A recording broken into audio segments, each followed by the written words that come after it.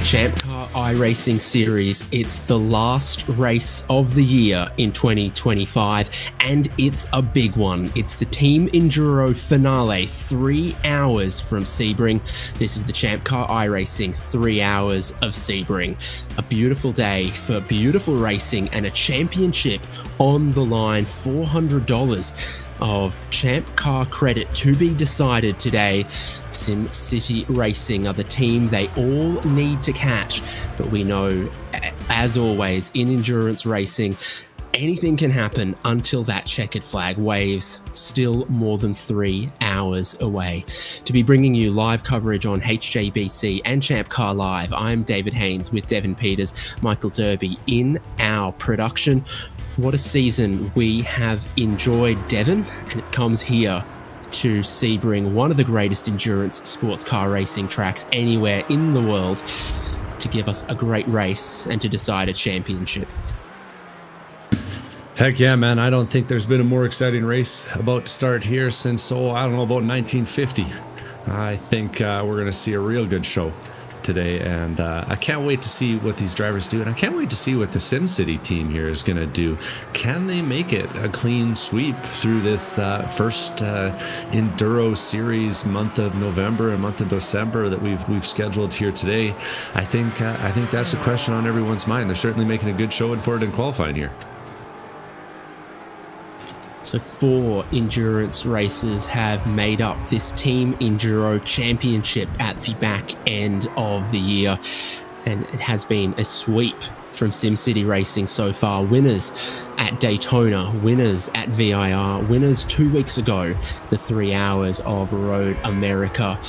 And now, with an unblemished record, they stand clear of some of their rivals like Zach's Hitman Emporium. Scored the same as the national championship here. We're taking your 2 best races that seed you into this final race, race 4, 3 hours of Sebring. The teams are out qualifying right now, and they all, before the start of this season, had their choice of 3 cars: the Porsche Cayman, the Ford Mustang, or the BMW M4. SimCity Racing went for the Porsche that you see on screen right now. Jujas in the Mustang, Zach's Hitman Emporium in the Cayman, and Drive Trainer have got one of the BMWs out there, and we've seen 1 or 2 others as well. Live timing is available, champcar.hjbc.live. So if one of your friends, one of your teammates is in this race and you want to find details, keep up with that, that's available for you right now. 12 cars on track right now. All of them have completed laps in qualifying at the moment. And SimCity Racing are on top from Love Racing and Zach's Hitman Emporium.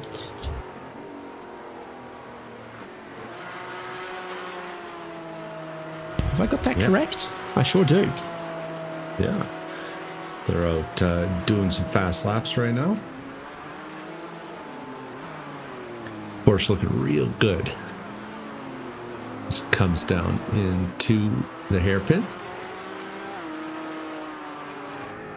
And a great place to finish the season, you know. Sebring, one of those tracks that just punishes the driver, punishes the car. We'll have to see who can push the hardest. Keep that Brooks thing on track. Clayton has pushed up to 2nd place. So the sharp intake of breath, Thonk Esports Motorsports SimSports Racing powered by beer, has just gone up into 2nd place. The somewhat psychedelic Ford Mustang. Chris Beats in SimCity Racing was going even quicker. I don't know if they were able to complete that lap. I think they may have been, for a 209.8. 1.2 seconds clear of the rest of the field at the moment. Track limits you've got to mind in the race and in qualifying right now. That looks like Sennhauser Racing Team Project Save the Stang just in front.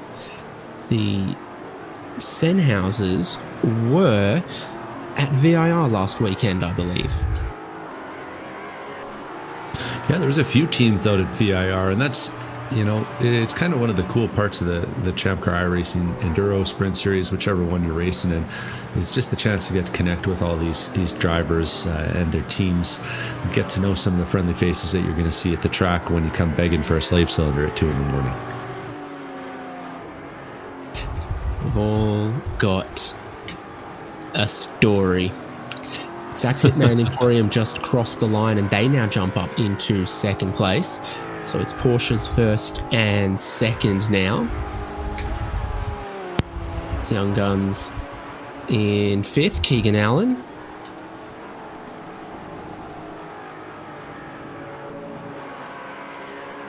Keegan Allen, the Young Guns, the whole crew of Young Guns now, we got 3 of them, are all, as the name suggests, young guys. Bunch of kart racing experience and trying it out in the sim and trying out a little bit of kart tire warming, I think, on the back straight here. Interesting, even for this time of year, it's not particularly cold at Sebring right now. We've got the sun out. Now it'll probably cool off later on when the sun sets, but that's not bad. You would have twisted someone's arm off for that kind of temperatures at VIR last weekend.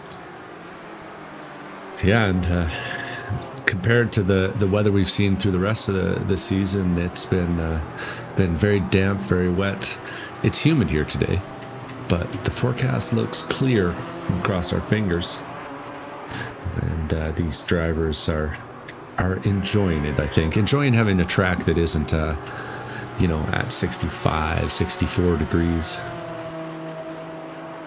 Having a little bit of grip in those tires. Very close through the middle of the field in the qualifying right now. So from 3rd to 8th place, there is just 0.3 of a second separating 6 cars. Anyone with a tiny improvement between Donk Esports, Love Racing, Young Guns, Drive Trainer Motorsport, Emerald, Drive Trainer Motorsport Carbon, or Huge Ass could all jump up from 4th row of the grid to 2nd row of the grid, or yet more. So keeping an eye on who's improving. And I think Kyle Robertson actually might be one of the best bets for that.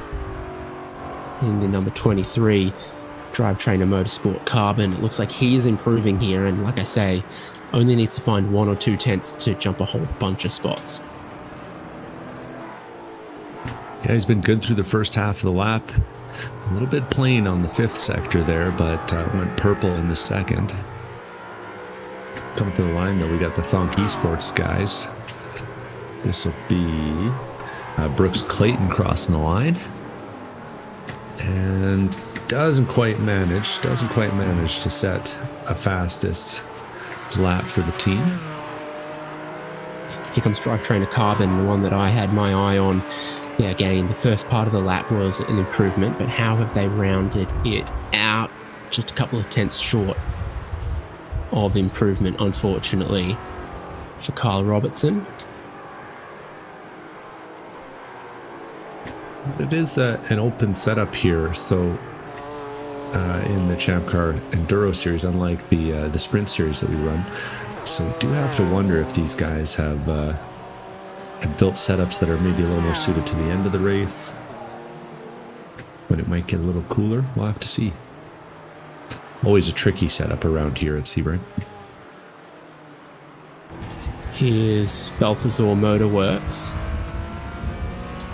We look to Bill Woods in the 294 Cayman. Now, this has not been quite as electric as you'd like on this lap.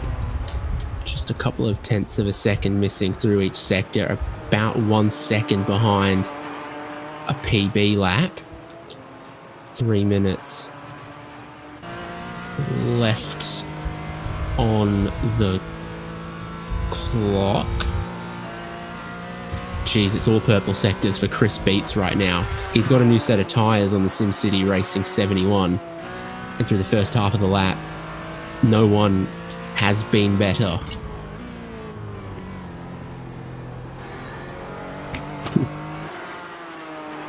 He's looking to raise that bar positively out of reach.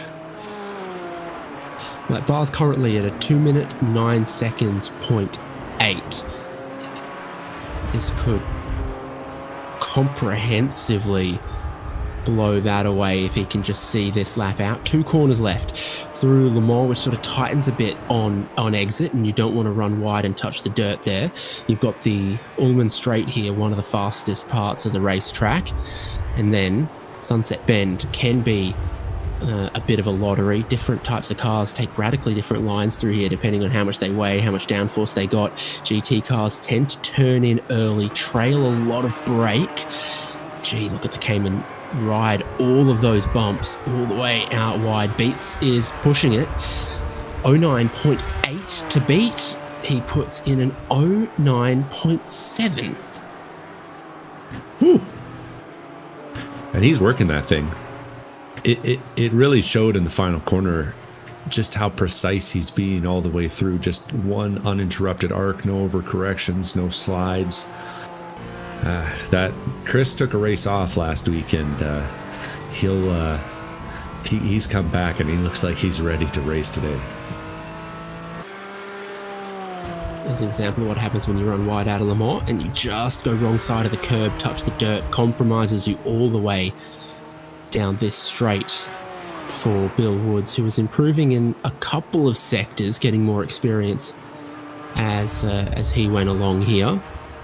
Sunset Bend, he's quite a bit wider than we saw from the current pole setting time, and I think he might have needed to get out of the throttle there, struggling for rotation through Sunset Bend.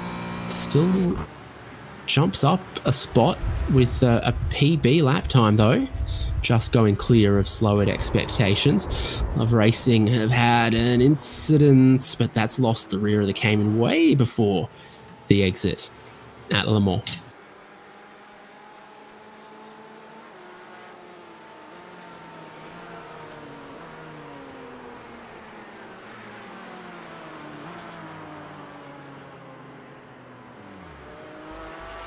Just a few seconds left in the qualifying here, Haynes. Yep, about to be checkered flag, and the first driver to see it will be Zachary Rubin, him of Hitman Emporium fame. A couple of drivers now practicing that pit entry. Tiny bit of congestion at the apex of Sunset Bend there. Ron Wolf just came by. He was up on the first part of this lap. The 337 car was down in 9th. He crosses the line, and it's not an improvement. And that Mustang stays 9th.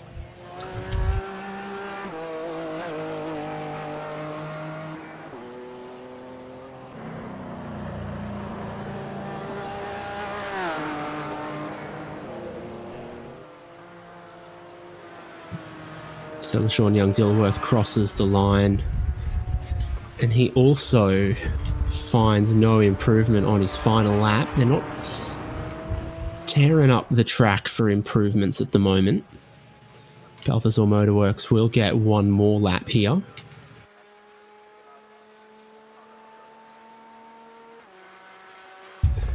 They're the only car left running that could improve.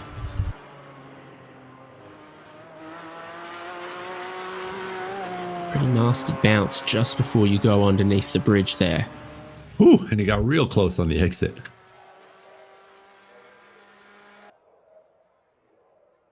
And didn't quite improve on that lap.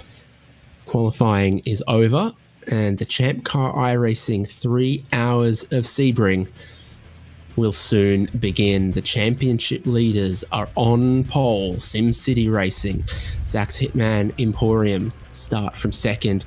The Young Guns are on the next row in third.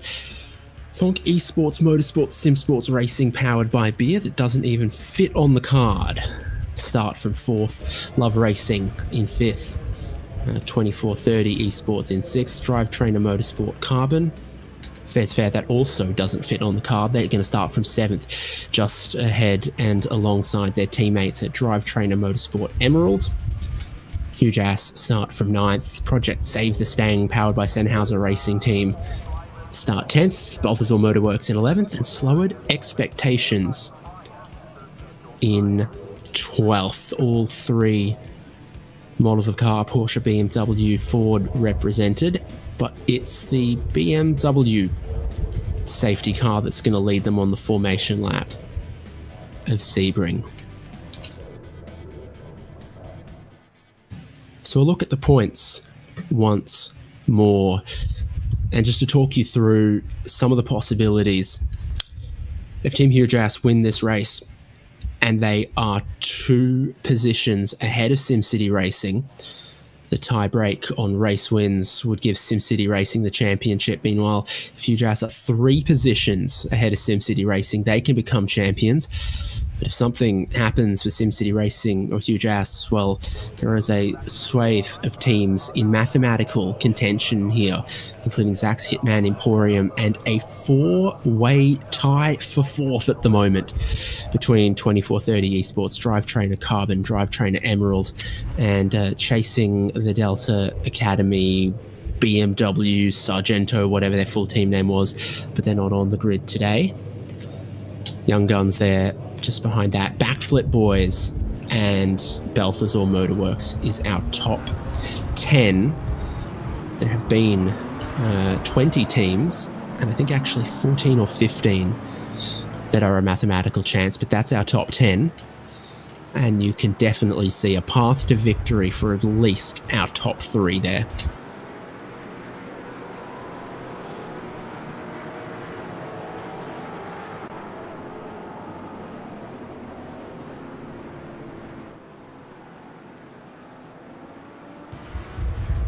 So no weather as far as rain to be seen today. And with a 3-hour race and an 80% fuel tank size for all of our cars, the question becomes, is this a 3 or a 4-stop race?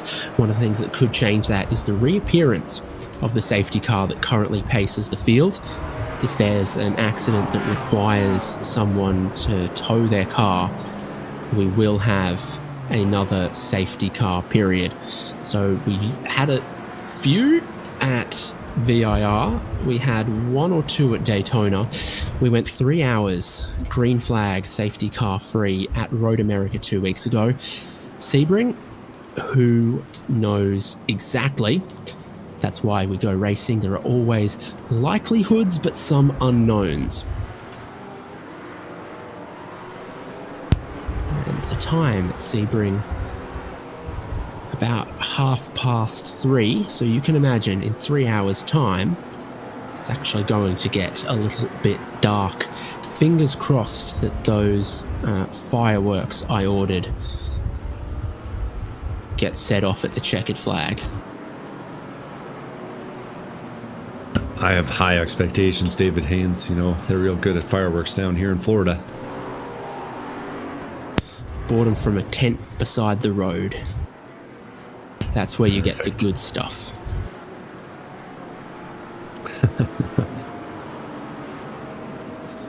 Lemonade, fireworks, anything else that's best if you just buy it from the side of the road? Tacos.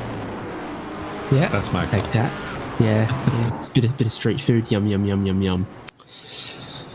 So lights are off the safety car. We are more than half of the way around our formation lap right now. And that front row is SimCity Racing and Zach's Hitman Emporium.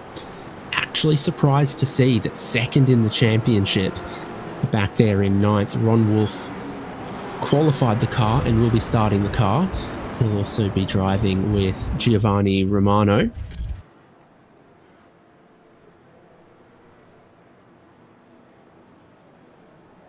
And like you said, Chris Beats back in SimCity Racing alongside Ryan Puchtel.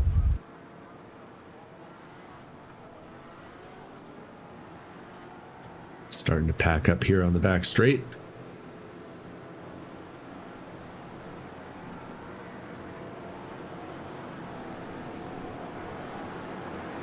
So for the final time this year, 2025, for the ChampCar iRacing series, we're about to get the green flag. We've got 3 hours of Sebring as a grand finale to the Team Endurance Championship. SimCity Racing have one half of a pinky finger on the trophy and the prize already, but they need to see out this race with some rivals behind them. Cold ties for everyone as we go into the fast sweeping turn 1. That's Thonk Esports going around the outside, trying to take some spots away. 3 lanes in effect, heading towards the braking zone at turn 3. Thonk Esports still trying to go around the outside. A little bit of door-to-door rubbing there. Sprinting away at the front is SimCity Motorsports, making it look easy through the first few turns. But deep in the field, they're still going hard. We got Drivetrainer Motorsports side by side. The Emerald team catching a draft and trying to make a move up the inside on 2430. Third time's the charm. Thonk Esports Mustang tries to go around the outside of Young Guns Keegan Allen. They remain side by side, heading towards Cunningham Corner. This is all great for Chris Beats. For Kevin Zhu, it's starting to work out, but for third, fourth, fifth, Nick Love is back in the Love Racing car, and now he's trying to look around the outside of the Thonk Mustang. There is not room there for the little Porsche Cayman to slip by the big Ford Mustang. And an opportunity turns into a loss as Max Francescelli tries to put his Porsche up the inside of that Love Racing car.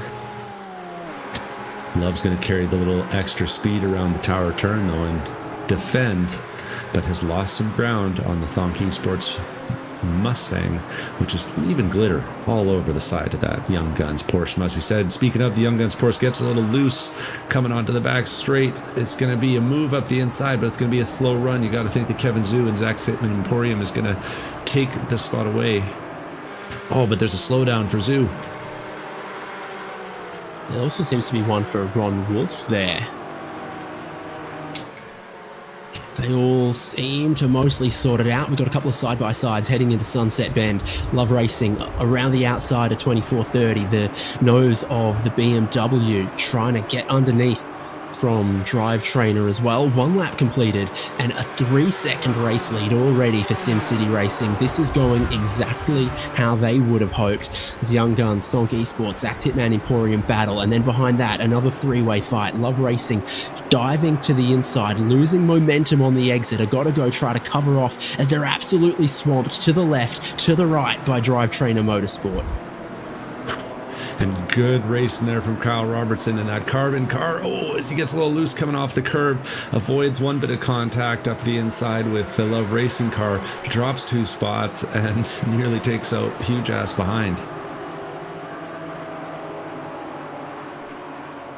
Well, there's your race leader, there's second place, and then there's the rest. That's the battle we've got going on right now. 2430 have just overshot, and they have gone into the grass, half spun around. Watch out behind there. We all get through. Yeah, easy to lose sight of the braking zone, especially when you're in the shadow of one of those big Mustangs, and that's what looked like it happened there. They're still like the Mustang Cup Challenge here. Huge ass alongside Drivetrainer Motorsport, having gone past Stenhauser Racing Team. You gotta think that's what Project Save the Stang, the white and purple Mustang there, would be cheered for as a Mustang Cup race. They know how to save that Stang. They get it exactly right through tower turn, up the inside, going 3 wide and taking 2 spots in 1 turn. Difference between the GT4 and the Mustang Cup car is that the Dark Horse R Cup car is a H pattern. Not the sequential of the GT4. They're going to go at it still, though, and that super wide line into Le Mans that you can take to try to get the best run possible here. Here comes Brooks Clayton alongside Keegan Allen. You can go around the outside of Sunset Bend. You can, in fact, also stay off a couple more of the bumps. That looks like the Mustang's gone in just a little bit too deep. He's going to try to bring his nose back around, and Kevin Zhu on the tight line seems to have found more momentum with fewer bumps. Can we get 3 wide for second place over the start-finish line? You bet we can. So 3 wide to the inside goes the Thonk Esports Mustang, just trying to balk everyone else out, turning in just a tiny bit late. they take second place.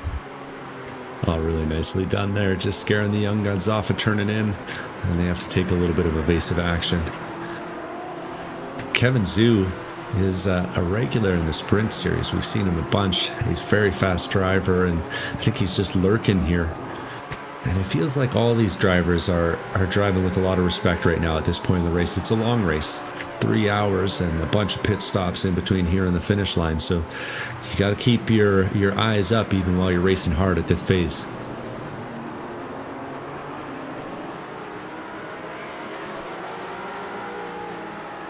My parents' car got serviced on Thursday and they put Castrol in it. So if that car breaks down in the next week, we'll know whose fault it was.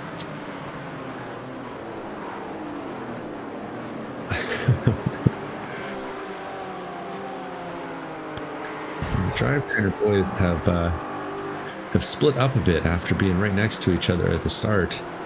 We got Caden Parks Miller in the Emerald car coming up to the back of this battle pack for second.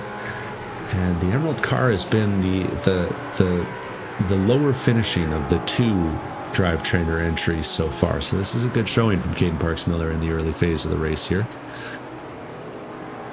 But that second place is still undecided. They are nose to tail. And sure enough, they're racing all the way to the pit wall on the back straight here.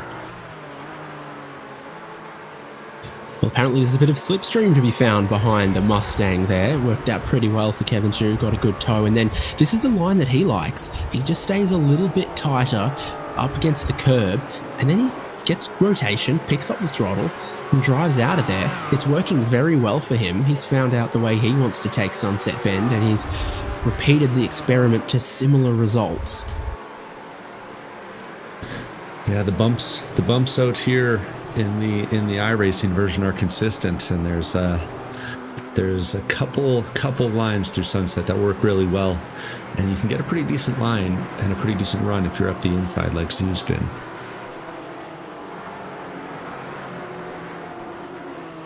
So this is great battling and racing for everyone that isn't SimSpeed racing, because now they lead by 6 seconds. They're up there somewhere. And then the rest, where it's been very exciting. Drivetrainer Motorsports Emerald is our biggest position gainer in this race so far. Caden Parks Miller started 8th. He runs 5th. Nick Love might want that spot back.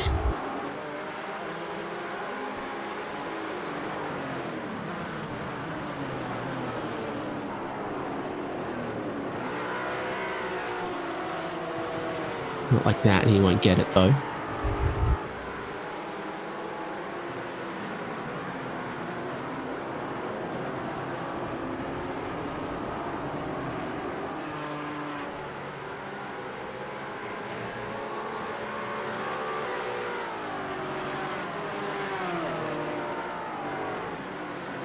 Yeah, pushing hard. Oh, and a mistake there. A critical mistake from Brooks Clayton in the Thonk Esports car. You'll see him coming, rejoining the track. He missed the turn in at the Gredbean Bend.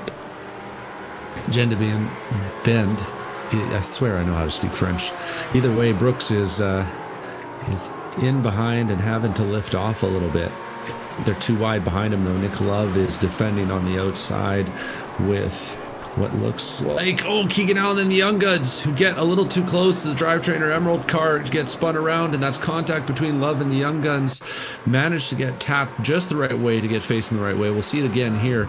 Nick Love's on the outside, the Young Guns pushing up the inside, and they tap the Mustang ahead, spin sideways, get tapped again, and are really lucky to keep it off the wall there, Haynes. Yeah, so it seems like on the inside line of Sunset Bend, the Porsche Caymans are doing very well there, but the BMW not so much, not its strength. They just sort of underestimated how much they were going to get checked up in the middle of that corner and looped it around, got a bit of grazing contact, but about going again, having lost a couple of spots. We go on board with Keegan Allen, now back in 9th, behind Project Save the Stang, Sennhauser Racing Team.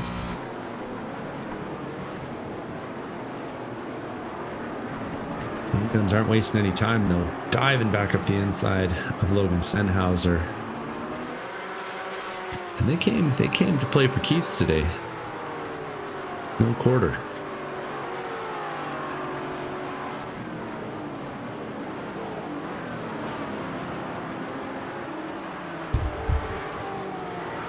Yes, very interesting. So Drivetrainer Motorsports Emerald now up into third after issues for Donk, issues for the young guns there. 2430 Esports have just lost that one spot or two. Is there a bit of damage to that Mustang? It's always going to be tough to tell given how sparkly that car is, but I thought the front left was just a tiny bit out. They did take a couple liberties with the door panels, certainly, as they were racing in the early phases of the lap.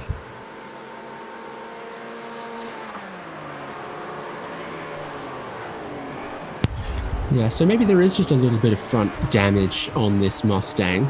I guess the problem is if you stare too long, it just becomes a bit of a Rorschach's test. It's like, what do you see when you look at this Mustang?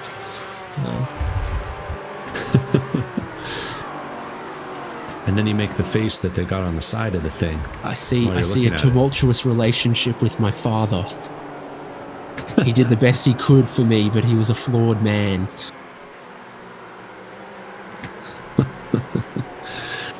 That's why I've got a Mustang. What? Looking good though, as they're racing. That's why I rev leaving car meets.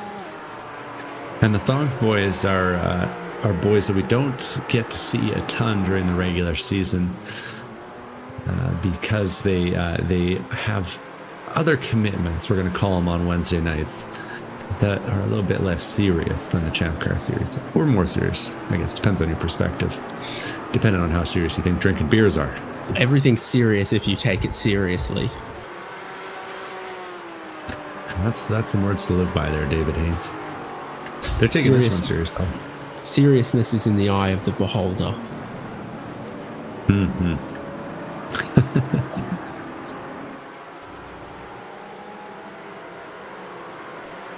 Wish you folks could hear our producer making some of the good jokes he makes behind the scenes here. He's very funny.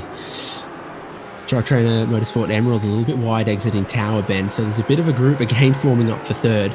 Now that Zach's Hitman Emporium are free though, they've really picked up the pace in second place, matching basically the fastest lap of the race and matching the pace of SimCity Racing. So gap from first to second now leveled off at about 7 seconds. And the gap is growing back to third place where the squabble, the disagreement continues.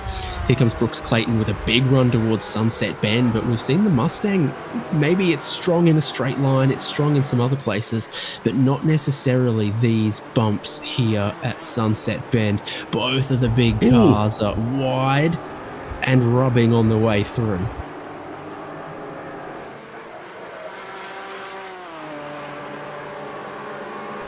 Caden Parks-Miller comes back, but he's going to have the outside, and Brooks Clayton really likes to hog that inside towards the apex. Yep, just like that.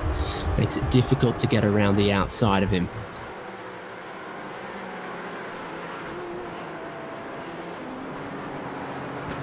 Do you know exactly how long a Mustang GT4 is, David Haynes?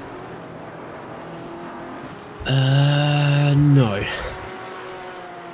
I don't either, but Brooks Clayton sure does, with the way he's putting that thing in front of the cars behind.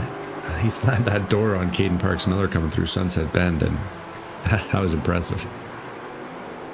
According to the internet, it's 4.783 meters, in case you're wondering. I'll have to do some conversion to get that into freedom units. Oh no, that means it's not going to be Japanese dimensions compliant, where you pay extra road tax on cars that are longer than 4,700 millimeters. It's the dang Toyota canards, Prius no? V is 4,695 millimeters.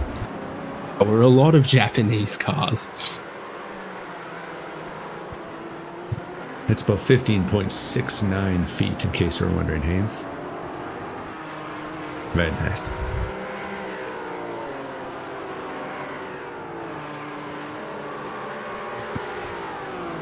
despite the confidence, though, that Clayton showed in Sunset Bend, he seems to lose a little bit through this section. I don't know if he's just feeling a little out of sorts after the mistake earlier, but the drivetrainer guys definitely seem to close up through the corner of the track here, the last few corners, the long curve, the Gendheim bend. And sure enough, they're going to catch a little bit of a draft and be right alongside going into Sunset here. Caden Parks-Miller dives in down the inside, drags the brake all the way through. He's looking a little wide on the exit though. And Ron Wolf will take advantage of that. The two of them will be side by side, and Ron Wolf, he loves the inside of turn one. He's going to try to get a little bit of that if he can. Maybe he doesn't have long enough legs to do it though down the straight. He's got to try to drop back, cross back over under. He runs super wide out of turn one. Here comes Ron Wolf to the inside of Brooks Clayton. And that's a spot lost for Thonk. Got to give some props to the Thonk boys, to the Drivetrainer Emerald guys, because they're, I think, the only BMWs out there this season. The Porsches and the Mustangs definitely dominated this race, our entries. But not this season. We had Skywalker Racing last round, and we've had Sargento BMW chasing the Delta as well. We've had a couple of BMWs, but this is the only one today. Mm-hmm. Even the Balthazar Motorworks boys went and got a Porsche.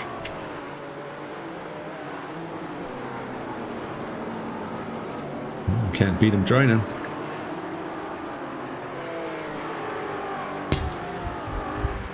Well, speaking of not being able to beat him, I was going to say that the beats, the SimSpeed Ryan Puchtel took that advice, didn't he? Yeah, he did. He did. Couldn't quite get there in the regular season, but went and found a little bit of assistance on the team, and they're putting together a heck of a season and put together a heck of a lap last time by a 2:10.959. It's good to be the first drivers down in the 2:10s during this race session, and good to take the overall pace advantage back from Zach's Hitman Emporium. I think they might have noticed that fast lap from the Hitman Emporium guys.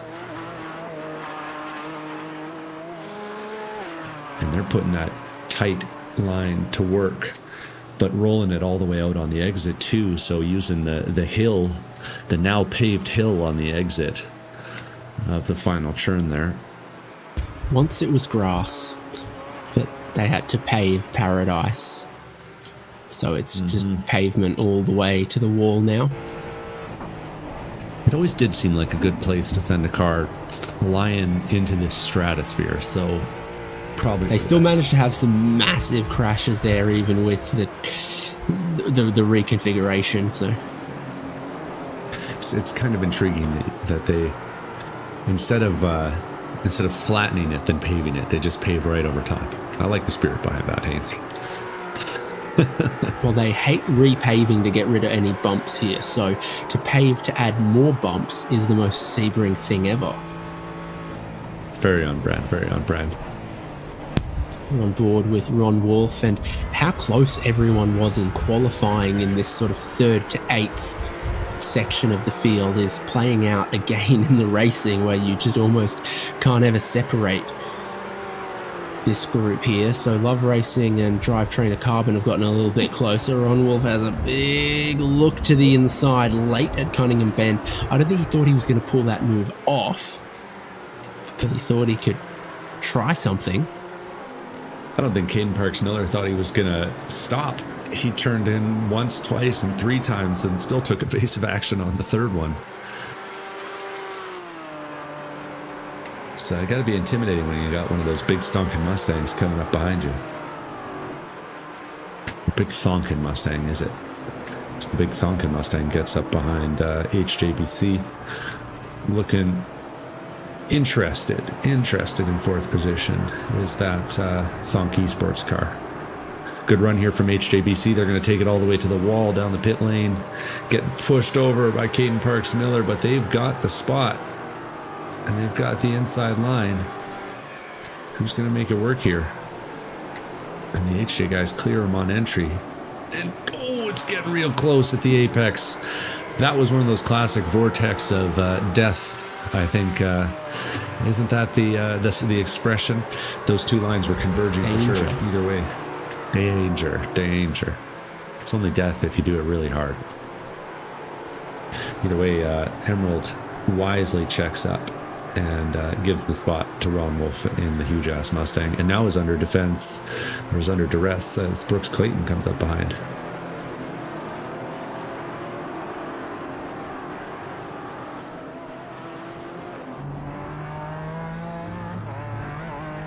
And they really just can't seem to sort themselves out here. 3rd through 7th place within about a second and a half on track.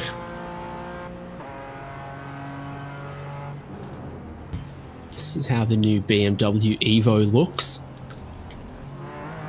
Oh, that's a very expensive Motec rear vision camera displaying a whole lot of Mustang.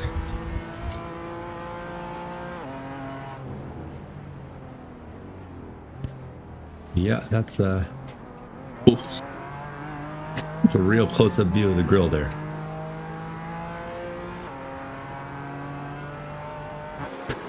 You can definitely see how hot the action is.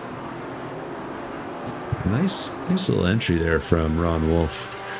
If you can just time your turn in at tower turn, you feel like a champion as you smack the throttle and get a nice run up until the final S is here.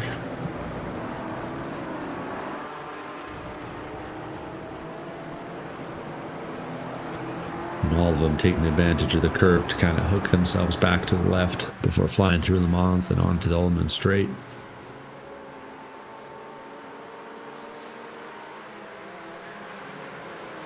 Well, I'd say this is a good race so far, but it's certainly a close race so far. A whole bunch of different teams here, all very equal on pace, and then just that little bit of slipstream here at Sebring keeps them all in the fight. The front straight here, that back straight, the Ullman Straight there, but you also get up to a lot of speed from turn 5 through Big Bend to turn 6 into the biggest braking zone on the racetrack at turn 7 as well. So add all of that together, and cars that were only a couple tenths apart in qualifying will remain together in the race. Caden Parks-Miller just a tiny bit wide for Drivetrainer Motorsports Emerald through turn 1, and suddenly the 10th round of this boxing match against Thonk Esports is on.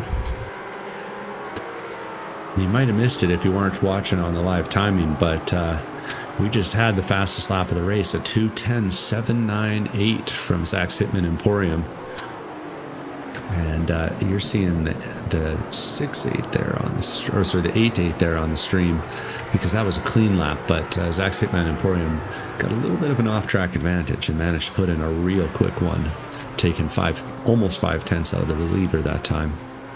So still a big gap, still a solid 8 seconds between those two, but you know, if the field gets compressed back up, I have a feeling that Zoo might be able to give Chris Beats a little run for his money. First pit stop of the race is lowered expectations.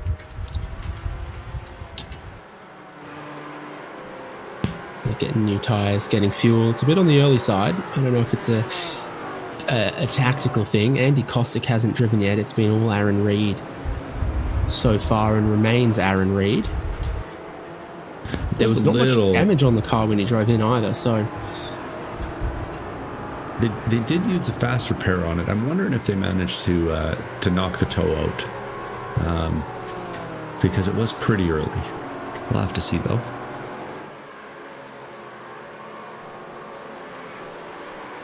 Yeah, early-ish after 25 minutes. This is our group again.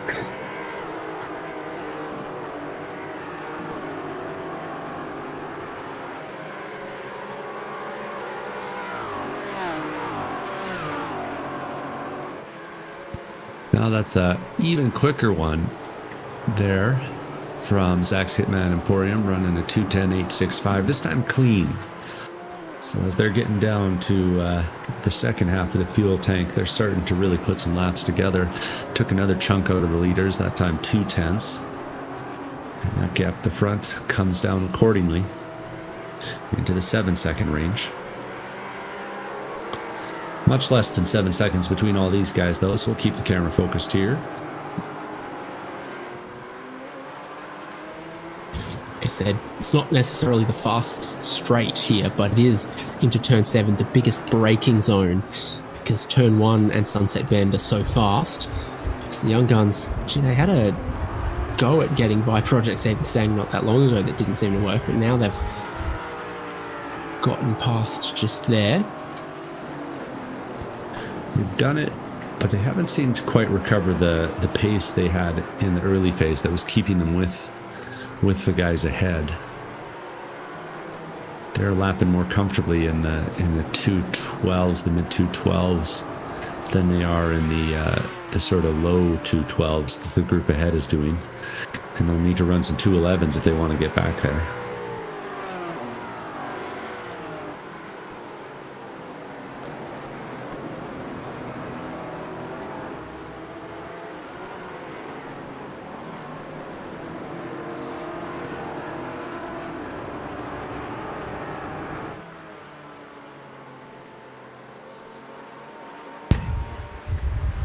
So fastest straight line speeds are pretty equal between everyone in this group, except that Drivetrainer Motorsports are just missing 1.5 miles an hour compared to everyone else. So the BMW might have some strengths elsewhere, it might be set up for some strengths elsewhere. What it's not doing is breaking the records from the radar gun at the end of the straight. That looks like Love Racing just lost a tiny bit of time. So too then did Drivetrainer Motorsport Carbon, who were behind them. Yeah, it's one of those things, looks like when all three up ahead are staying in a straight line, Nikla's struggling a bit to keep up, but as we've seen so far in this race, I can't imagine the third through fifth will stay in a straight line for very long.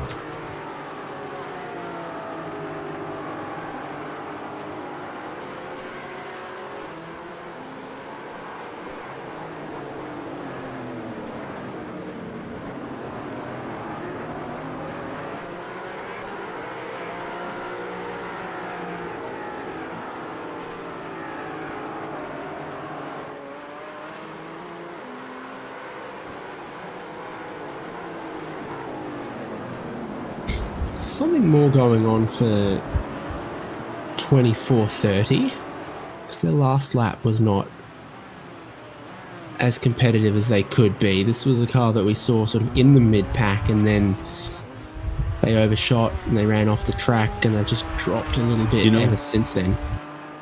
I did see, let's see if we can roll this instant here. Did see a little bit of a struggle. And they got it quite wrong. So they're just ahead of Balthasar Motorworks there. Yeah, turn it in and gets real loose on him as they're turning in to the Le Mans curve. And then you know what? I actually got to look at them going through turn number 1 on the next time through. And they're really, really deep on the brakes. It does seem like the car's just not quite handling the way they were hoping at this phase of the race. So you're turning left through the previous corner, and then you change to turning right through Le Mans there, and I wonder if they just sort of went from one mode to the other too early, too aggressively. They kind of do straighten up the car this time a tiny bit more, and it's more stable. So that's what's going on for 24:30. What's going on for Thonk Esports is they're trying to get past Caden Parks Miller, and it hasn't worked down the front straight. It's not quite working through turn 1, but that BMW from Drivetrainer immediately defensive, and we're side by side just for a moment into turn 3. Track really feels like it narrows up through turn 4, and then your exit from turn 5 always feels super critical.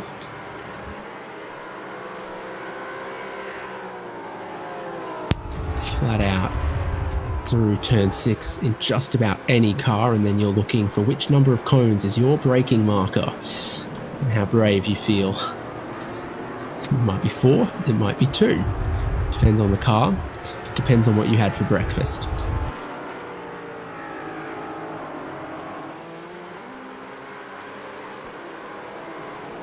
Now they're almost rubbing bumpers again. And now they're going to rub doors. Caden Parks-Miller just stays ahead.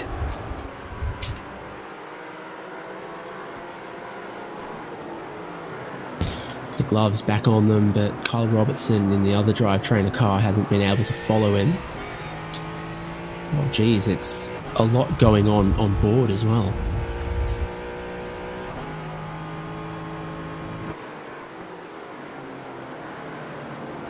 Kind of looks like Dippin' Dots.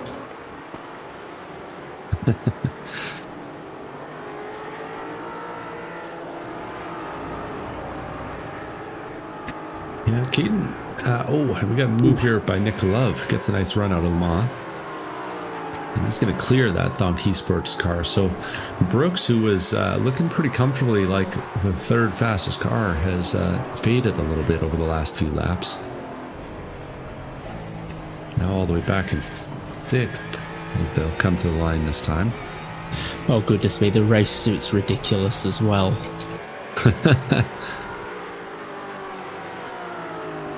I think it's swimming trunks. Oh boy, and it's all wrong for Caden Parks-Miller.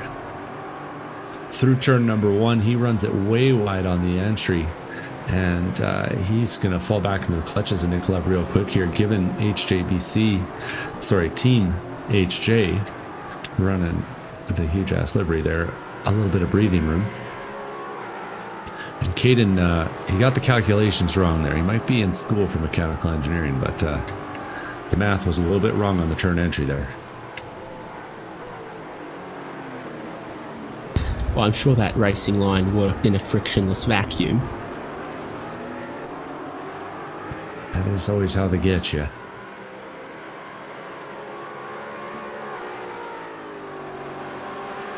And now that's a big gap that's forming up in between Caden Parks-Miller and Ron Wolf. Almost 2 seconds. Well, the carbon car runs wide there as well.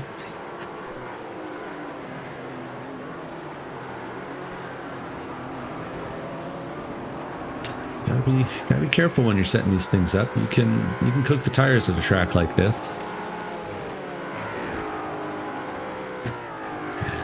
And get a little bit uncomfortable once it's light and sort of skipping over the bumps rather than banging into them.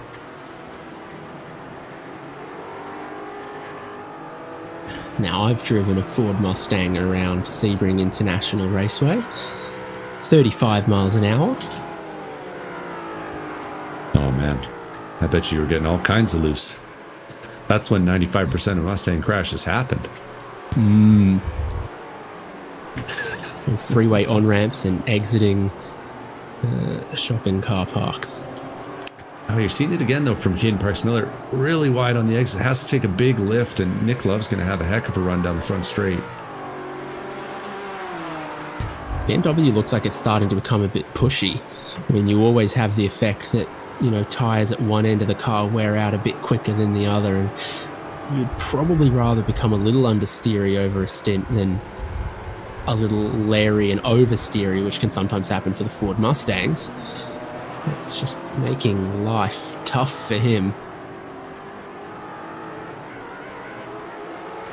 Nick Love does good to back the corner up, kind of straight line the exit a little bit, and tries again to get back on the rear bumper, but just can't quite seem to get the run he needs in the right moment. Not yet, anyway.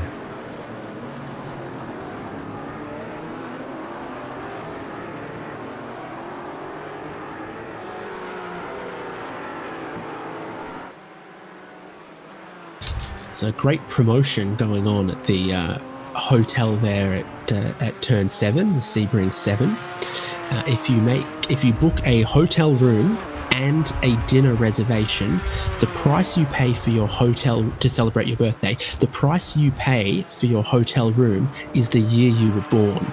So if you were born in 1950, you pay $50. If you're born in 1992, you pay $92. I don't fully understand why, but it's clearly just meant to, entice 60-year-olds? By the sounds of things. I still think it'd be a good time. Though I might prefer to camp around the borders of the track here if I were going to come down and watch a big race. What if or I said participate in one. it includes a free bottle of champagne and birthday dessert at the restaurant with a dinner I reservation? like both of those things, David Haynes. You're really selling me on it. It's getting kind of cloudy out there, Haynes. Yeah, I think it's remained mostly cloudy. What we've just got is, heading towards the early sunset that's typical of December. Caden Parks-Miller's run wide once again through Sunset Bend. That sunset giving it its namesake. And then Nick Love's run wide through turn 1. Yeah, and that's wide from really Thong. I think everyone's getting a little pushy, a little understeery at this phase of the race. I wonder if the track temp's changed. Hasn't moved much from what I can tell. Air temp's pretty similar. People are just starting to get a little maybe fatigued as we get into the second half of the stint. I've got to think that we're getting close on some pit stops. Hey, Haynes?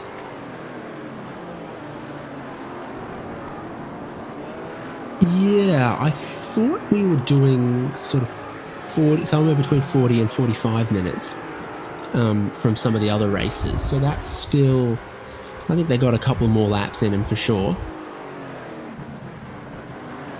But before the top of the hour, no doubt.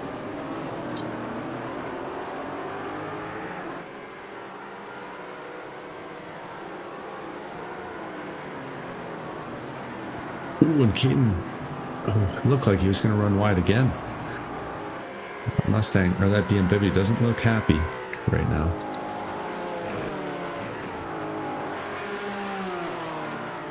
What is a little bit happy, I got to think, is the driver of Zach's Hitman Emporium, Kevin Zhu, who's just about gotten that car to within 7 seconds. It's been a hard-fought stint. Just little nibbles of time, a couple tenths back and forth each way between those drivers over the last few laps, but Zhu's putting on a valiant effort to try and close things up. And I think with a little bit of slipstream, he'd be right there. And the other driver in that Hitman Emporium entry, DJ Alessandrini, he's a quick one too. I wouldn't count those guys out from making a push for the race lead. I think it's going to be Zach Rubin today. What is it? I'd be willing to believe that too. Saw Alessandrini had registered, but you're right. It looks like Rubin's sitting in the pit lane, but still a quick driver.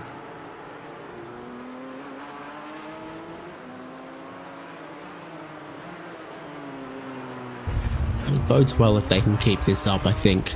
It was obviously very messy for everyone between about 2nd and 10th place in the opening laps, and they just couldn't quite break free of it. But when they did, they've looked certainly quicker than a lot of these other teams, and clearly either the second fastest car or on some laps the fastest car. When Ron Wolf is not being bothered, he seems to have a little bit of pace. But Caden Parks-Miller, when he puts one together, still has a little bit more, but he keeps having these little moments of understeer that are slowing him down. And Nick Love is all over the back of that BMW. Pushing, pushing, pushing.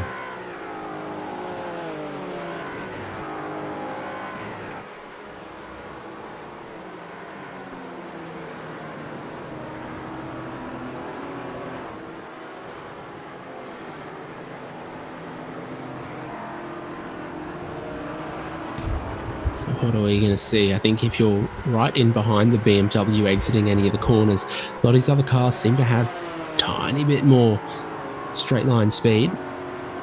Nick Love goes left-hand side, so that'll be around the outside of Sunset. He bombs it in so deep. He wants to eat up a couple of those traffic cones. I think he's done a bit of autocross, but the Porsche Cayman really likes the tight line through Sunset, it seems. Around the outside wasn't the correct judgment. he stays in 5th. Caden Parks-Miller stays in 4th, and almost as importantly, everyone stays out.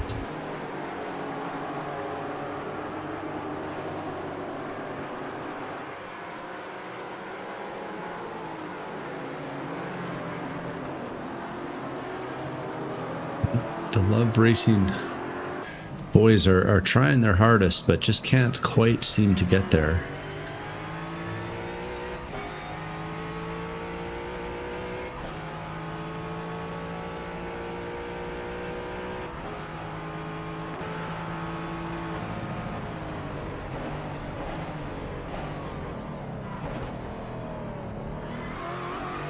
Gee, the number of cars that have had a rear-facing camera absolutely full of Thonk Mustang has been a couple. Nick Love there. Yeah, objects in mirrors are closer than they appear. If at all possible. So got to be a familiar feeling for Nick racing the Miata in the real world, and I bet you he sees Mustangs come flying up on him all the time and then goes through a corner and sees them disappearing into the distance for a bit. Might not have the same fancy Motec rear view camera, but he knows how to wheel a car that's a little bit underpowered on the straights, and that's kind of how that Porsche is feeling today. But as we've kind of blinked, I think Caden Parks-Miller's locked in, and he's nearly bridging the gap up to Ron Wolf, so we might suddenly be back into a battle from 3rd all the way through 7th again.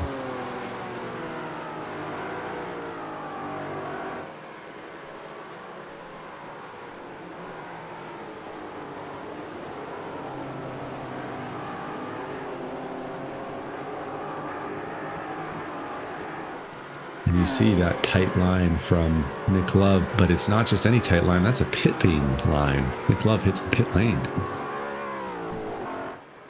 He does, so too do the young guns. We're almost in the right spot for some scheduled pit stops. 18 laps into this thing. 19 as they cross the line. And Nick Love is going to hop out in favor of Nick Love 4. I think that's Papa Love we established, right?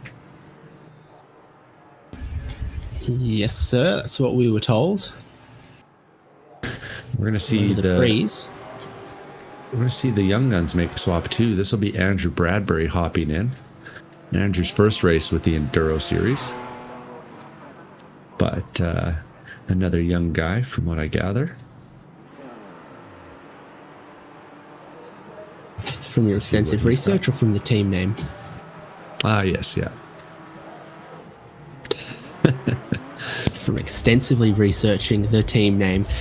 That's 46-second stop from Love Racing, but just the 40 from Young Guns, who actually jump Love Racing in the pit lane, and more so because on those cold tires, they don't give you... Is that traction control off? They pressed the wrong button to release the pit lane speed limiter and release the traction control? It did look like it. That's done something. I'm not entirely sure what, but they've been caught out by that. And well, on the bright side, they probably thoroughly warmed up those tires. iRacing not so good at the flat spots just yet, thankfully. Yes, there'll be 4 very warm spots on those tires. So SimCity Racing stay out, but Zach's Hitman Emporium are in. We're going to see a couple of other drivers and teams pit now as well, no doubt. Yeah, there we go. The BMW from Drive Trainer comes in, followed in by Thonk Esports. How early the pit lane speed limiter was engaged for Kyle Robertson and Drive Trainer Motorsports Carbon. We're not going to catch him speeding. I think Caden Parks-Miller is using the pit lane speed limiter. Don't see any flashing lights. It's just interesting. Oh, I don't know what the BMW does. Oh no! Oh. And that's gone all sorts of wrong for the Drive Trainer boys. Pit beside each other. Penske wouldn't approve with a pit entry like that. That'll cost Robertson more than a few seconds. Yeah, well, not many driver changes happening here, but Project Save the Stang, we get a Sennhauser shuffle. Logan Sennhauser to Cameron Sennhauser. Zach Rubin into Zach's Hitman Emporium. But Brooks Clayton stays, Caden Parks Miller stays, Kyle Robertson stays. 2430 coming to the lane.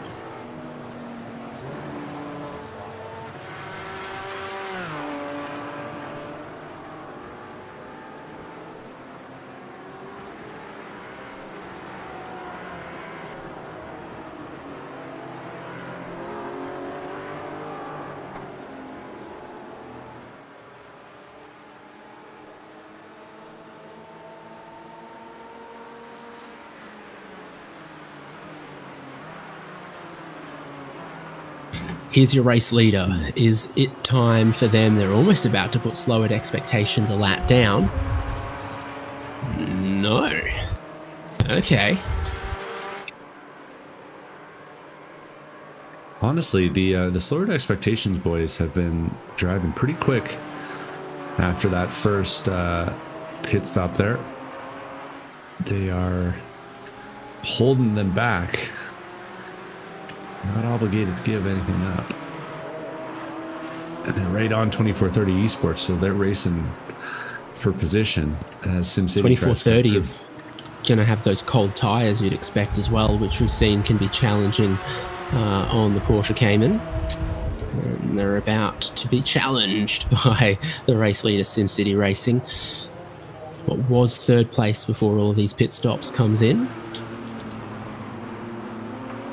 I'm seeing some positively massive fuel saving there from Chris Beats. I think he lifted 100, 150 feet before the cone there.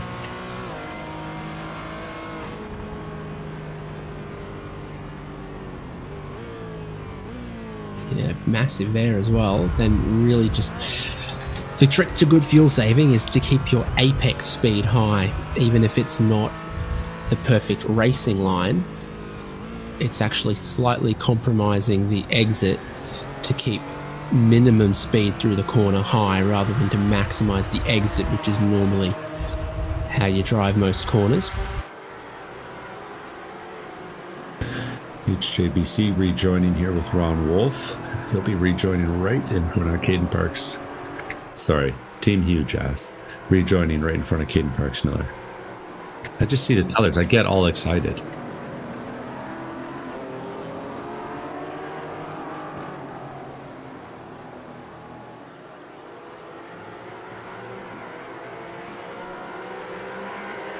So the battle's back on, isn't it? Balthazar Motorworks also complete their pit stop. Looks like Bill Woods stays there. That first lap on the new tyres, I think you do need to be a little bit careful. There's one lap more of tyre temperature from these drives behind Caden Parks Miller and Brooks Clayton than Ron Wolf. SimCity Racing are in from the lead of the race as well.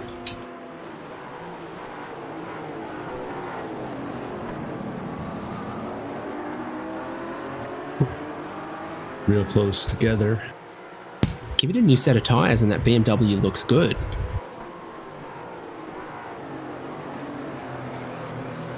That looks very maneuverable at this point in the stint. And big slide of oversteer on power.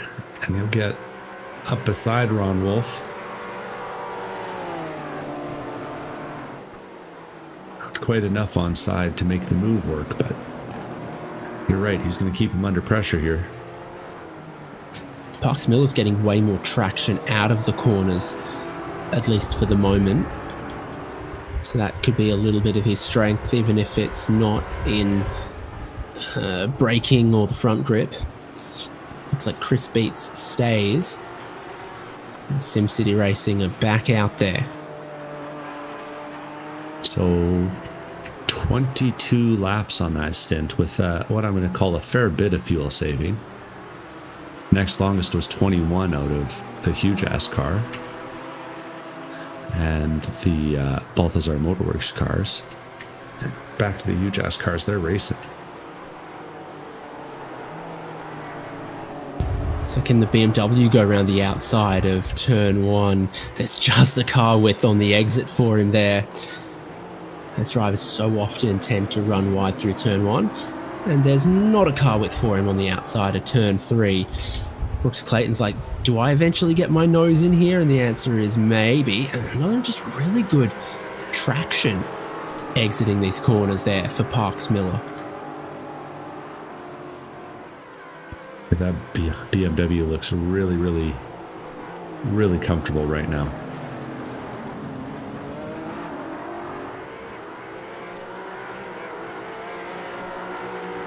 The ability to just place it at the apex, place it on the exit is impressive. He's trying for that inside line. He's going to go outside though. And Ron's doing a good job of making that Mustang wide, it must be said too. Yeah, so did the factory. Hey.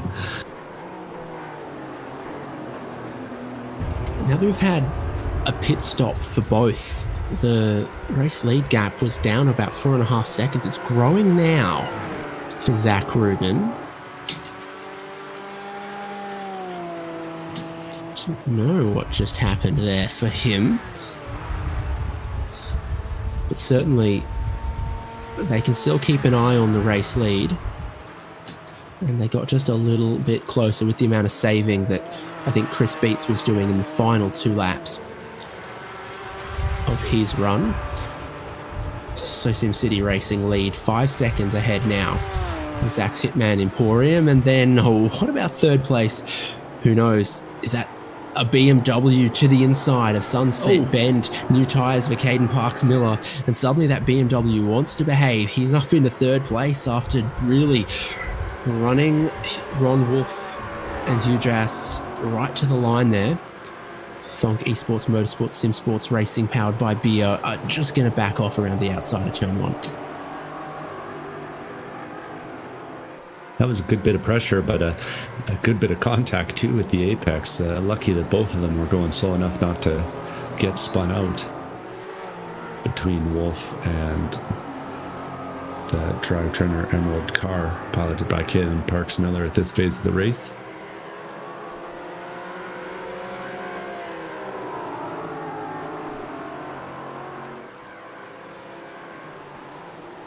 It's getting a little bit of haze come across the air and the skies. Oh yeah, relative humidity is swampy. So that's what it is, just a little bit of afternoon haze, not quite fog, but just that swamp air.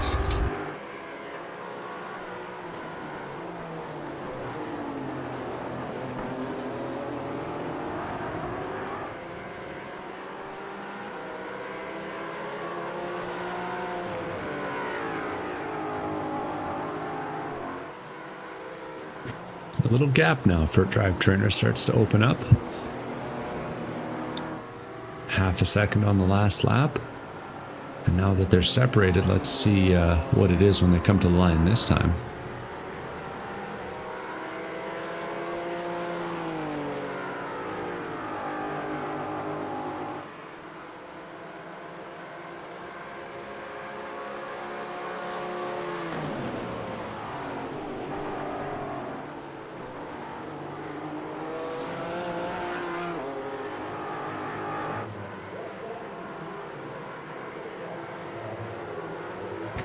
We'll see the next one now churn with.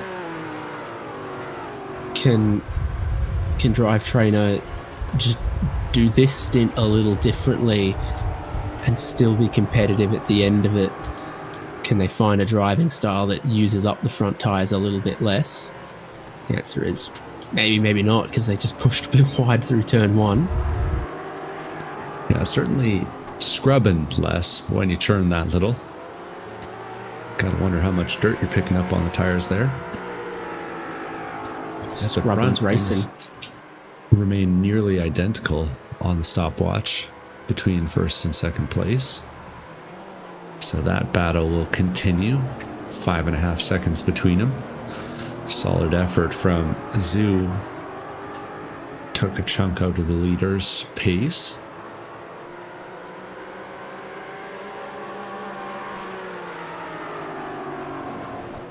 If you're following along with the young guns, they're about, looks like 10 seconds behind this battle that we were just watching for 3rd to 5th place.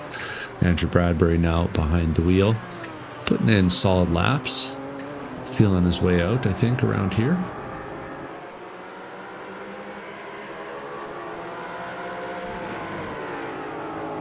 Closest battle on track is this battle for the podium, though. Yeah, and last lap was a personal best for Caden Parks-Miller and that car there, but then he ran wide in turn 1 immediately after. Kind of undid a little bit of the good work. Puts him back under pressure again, which was a tough place for them to be. It didn't look like it suited their car to be under pressure and not have clear air, which is what they would have liked.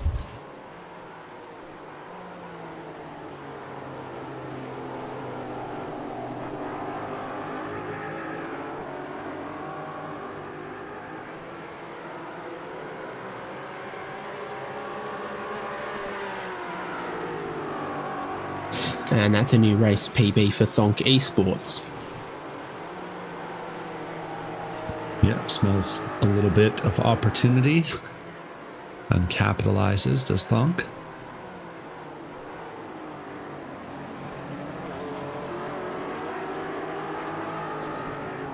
Could have been a PB for 24:30 as well, but they had an off track, so it feels like the track's pretty quick right now. We've lost just a little bit of temperature from the track surface.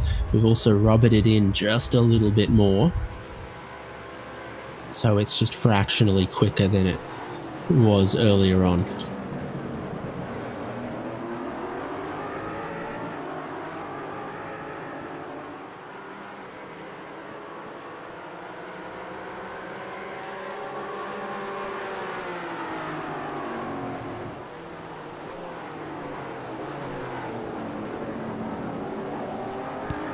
So right now, the Drivetrainer Emerald guys are at 10 points on the season. The Huge Ass boys are at 4. And the Thonk Esports guys are sitting down at 104 because they missed 2 of the preceding races. So the guys in 5th are really looking for a race win. Ron Wolf and Caden Parks-Miller racing for a position in the point standings. So you got to think they'd like to be up at the front as well.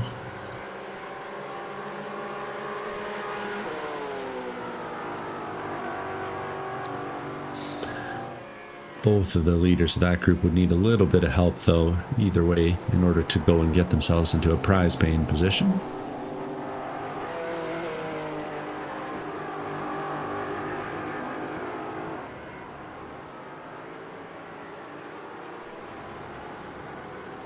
And a new personal best for Drivetrainer Emerald, a new personal best for Huge Ass, just matching the personal best basically for Thonk Esports there. So a tidy lap from all involved. New PB for the race leader as well at a 2:10.870, but that's still just short of the fastest lap of the race at 2:10.823 by Zach's Hitman Emporium.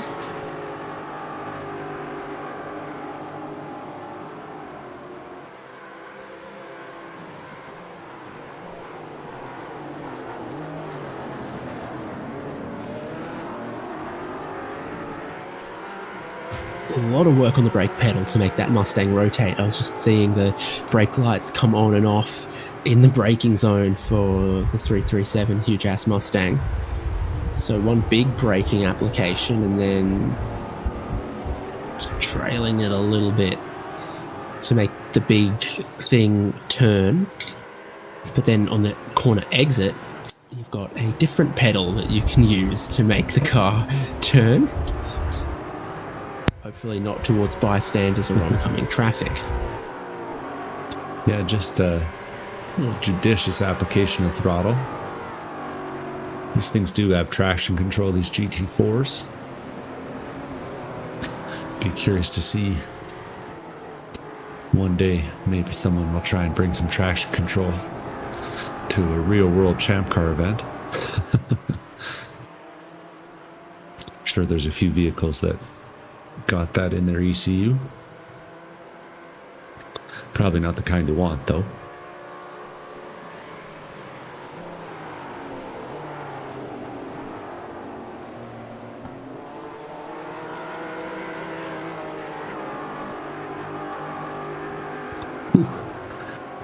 The HJ Mustang uses all the exit as they come across the line again. This track's quick. There's a new fastest lap of the race. SimCity Racing Chris Beats has just lowered his best and the race's best to a 210.604. Takes a little bit out of second place. Not a ton, though. Continuing to put pressure on back at 6th and 7th, we saw Kyle Robertson overshoot his pit stall and lose about 10 seconds. That put him behind Young Guns. Well, he's not anymore. Yeah, that gap was closing down for a couple laps. Bradbury maybe going to see if he can learn something from Kyle Robertson, who comes up and makes the move pretty handily into turn number 3, it must be said.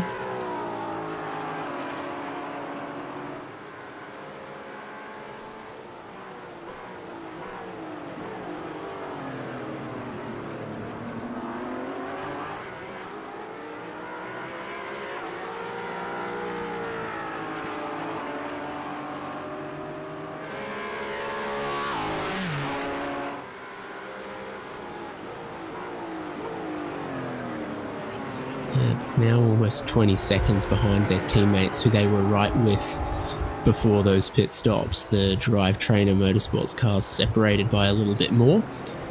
Emerald still leading this group. Both Drive Trainer Motorsports cars came into this final round tied on 10 points, along with some of the others in the 4-way tie for that position.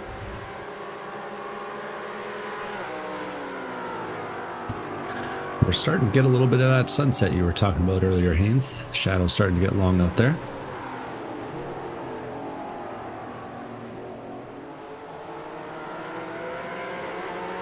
That's where it goes.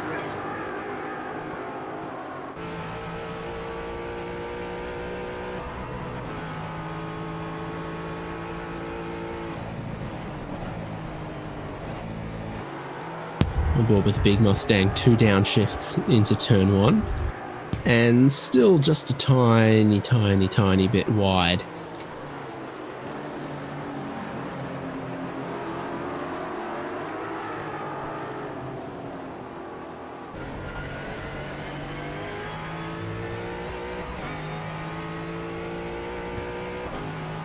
What is Ron Wolf's helmet, and is it a watermelon?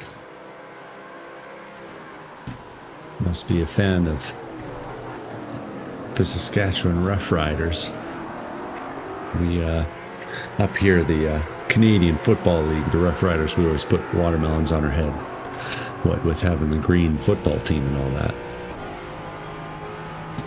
Can't quite see it from the shot, I think. You can almost get a shot of it in the mirror. Kind of see it lighting up. That is a bit like watermelon. I think you're right. I've seen a watermelon or two in my time, don't worry.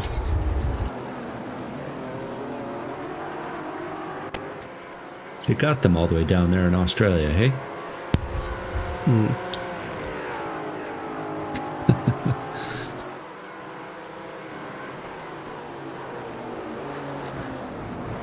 What's on your helmet?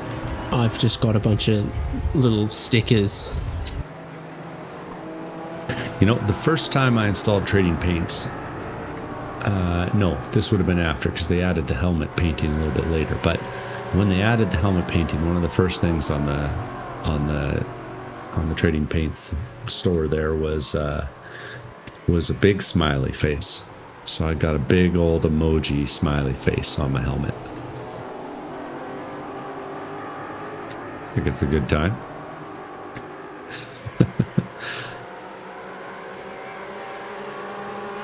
Need to get it so that my real world helmet is painted up like the sim one. I think next time I go helmet shopping. Due for a replacement. Am I? Mine's SA 2020, so I got a couple of good years still in my bell. Yeah, mine was a 15. Its career ended a little bit earlier than 25 though, because some mice got in there. So that's no way to store your helmet, I'll tell you, folks. But we'll get a 2025 here in just a bit. In the meantime, I've been borrowing from one of my big noggin friends.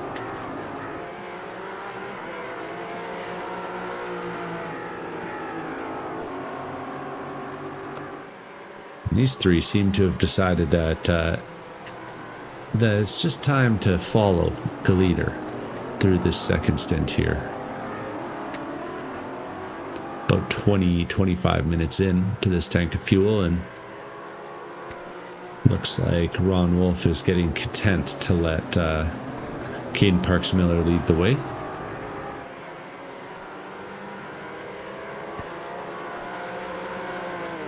I do think that if we check back in at the front, you might hear the sound of Chris Beats lifting and coasting into the first turn. Sorry, the Sunset Bend, with Zach's Hitman Emporium not far behind, starting to take a chunk out of that lead. Almost got it into the 4 seconds last time by. We'll see what it is as Beats dives into turn 1. We got Zach's Hitman Emporium crossing the line 5:03 back.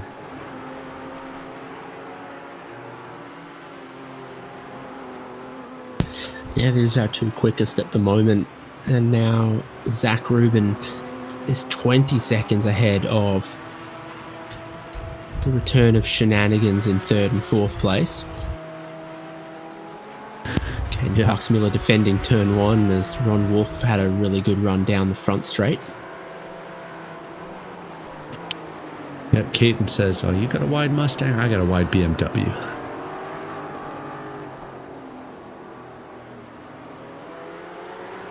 But we are kind of reaching that phase where in the last stint, the Mustangs really seemed to take an advantage in the second half. I don't know if that Mustang's just keeping its tires on a little bit better, or the balance gets a little bit better as the fuel comes off.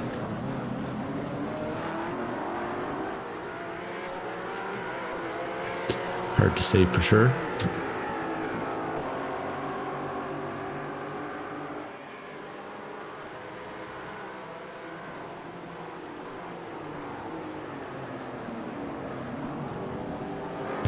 Got lowered expectations for their second stop, remembering that they stopped quite early the first time around. So now it's 20 laps since that stop. And Aaron Reed is heading down the lane. Might we see Andy Kosick? It's possible. Seems probable. It's assured. So Aaron Reed out, Andy Kosick in for lowered expectations as they entered the lane.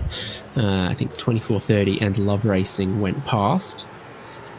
So now that's the work for the next stint in the number 6 Cayman. Race leader's gone past him too, putting him a lap down. Balthazar Motorworks have just started catching Project Save the Stang, Sennhauser Racing team. So 8th and 9th get a little bit closer here as well.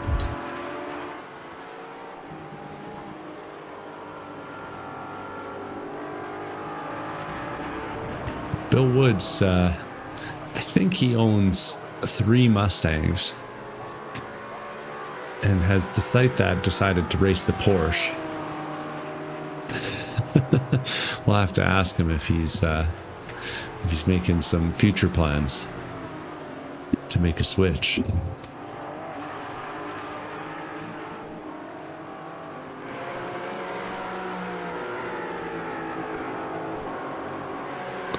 Or if he was just letting the other guys on the team decide there. Of course, Balthazar and Justin Woods, the other two drivers there for the Balthazar Motorworks car.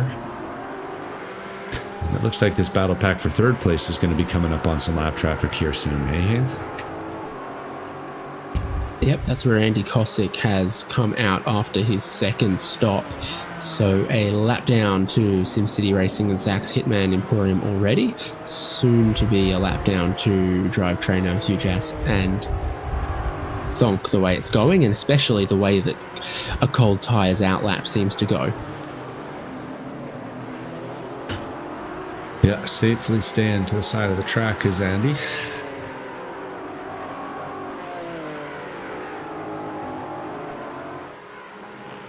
Very safely, as he takes some evasive action. I think when he turned in there after the tower bend, he got a little bit looser than expected and decided, hey, I'm not going to push it in front of these guys.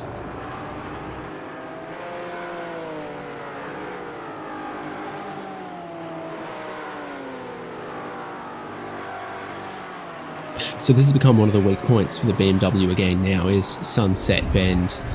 Dragging the brake and dragging the brake and asking the car to turn.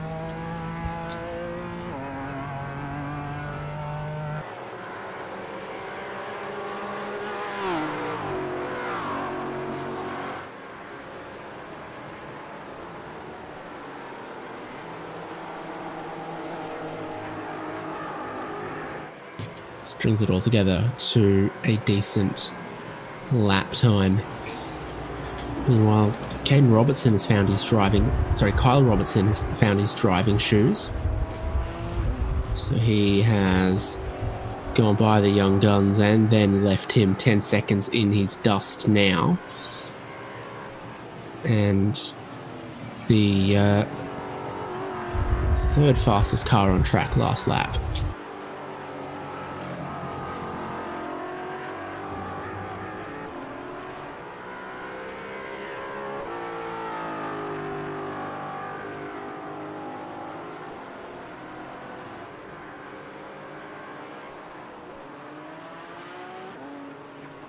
Been an incident for Love Racing. You can see quite a bit of damage on their Cayman. Now they are just going through Tower Bend now. It was at previous corners here.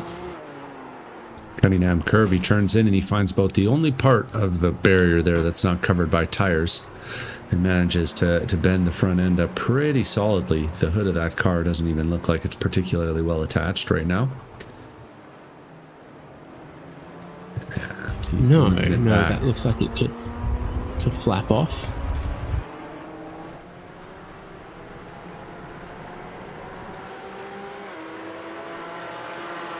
Here comes that third place battle. Caden Parks-Miller, Ron Wolf and Brooks Clayton down the Ullman Straight.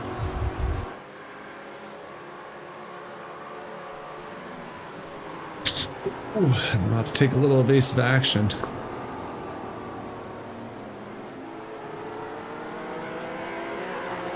But everyone's going to get through cleanly.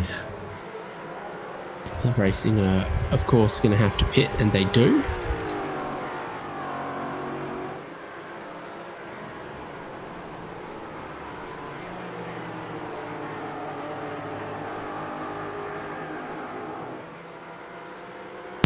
This goes on. Save the Stang versus Balthazar goes on again. That one just ebbing and flowing a bit. They came together, they drifted apart, they came together again, and they're just a little bit apart. I think they could come together again if Cameron Sennhauser has run wide there and Bill Woods hasn't.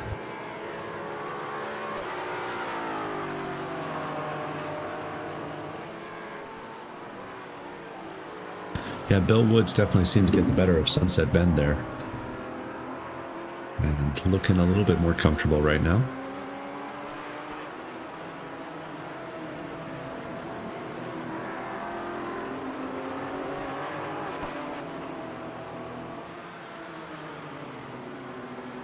Here's a repaired Cayman.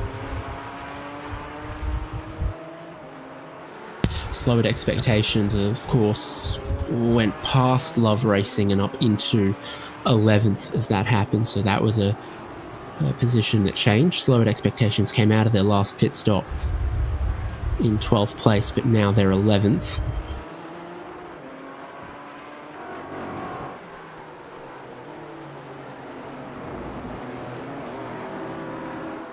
BMW sure climbs a little bit more of the curb through Gentibien, and then exiting Le Mans, it's about the same. The appetite between Caden Parks-Miller and Ron Wolf for some curbs.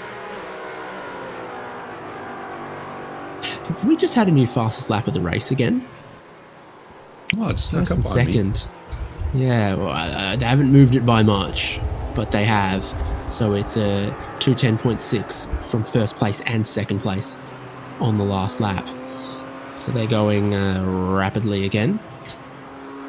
Yeah, with that sun starting to come down and the fog that was off the track. Yeah, that was a really wide exit there. We started complimenting him too much, but the track temp started to come down, and I think both of these guys are feeling a little bit more confident, just another 1/10 of a second more confident. Speaking of feeling confident, Ron Wolf looked like he was feeling pretty confident there. Well, it's easy when you reach 13 laps into the stint and the BMW in front just doesn't want to turn in towards turn 1 anymore. He's got a Porsche helmet on while he drives the BMW, so I don't know how that works out. We're going to be side by side. Going into turn 7, it did not work out at all. But it was a good attempt.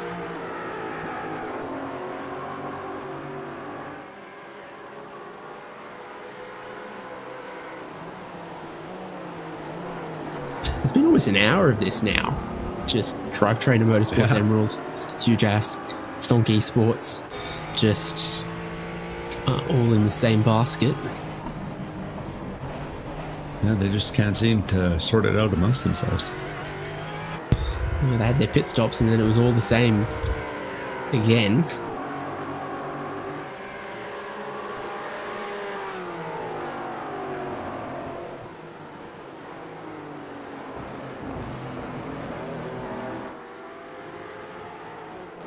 But getting much darker over Sebring. Still remains very humid with some afternoon haze in the sky. And get dark by the end. Still a decent breeze blowing from the north. All the flags, and there are many flags on the front straight. All straight to the mast.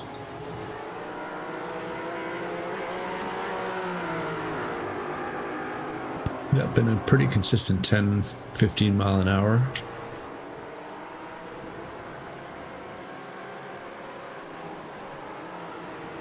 And these three are still together, but the battle for 8th and 9th place is starting to get a little spicy with Balthasar Motorworks in the draft off of the Le Mans curve. Look like he had a bit of a run, tightening up again into Sunset Bend, where he's had a little bit of success versus the Mustang.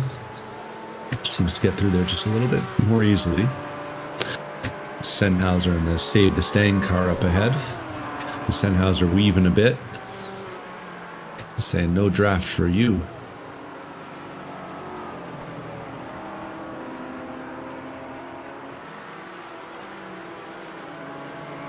And both quicker than Young Guns last lap as well, who you see is just a couple of seconds ahead. So that's shaping up as well in this group. Yeah, Bill Woods just keeps closing it down. But if they are going to be 1.5 seconds faster than the Young Guns up ahead, they'll be there real quick.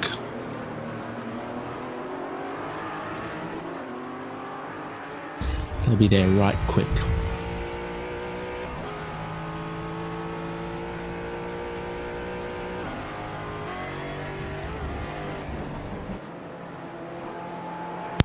Gee, that always looks like it's about to rain. It won't, but it's just got that sort of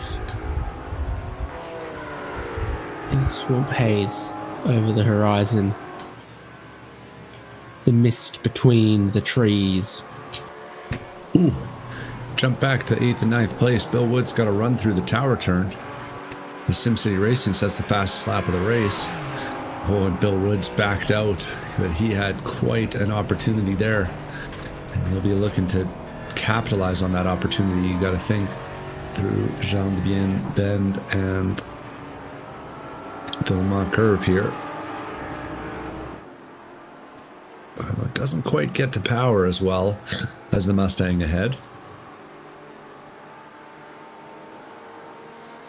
And actually just getting gapped down the straightaway.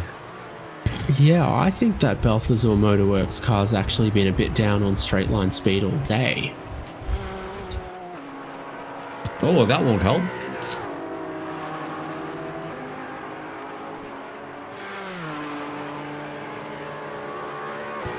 Yeah, interesting Taps differences. the right front corner.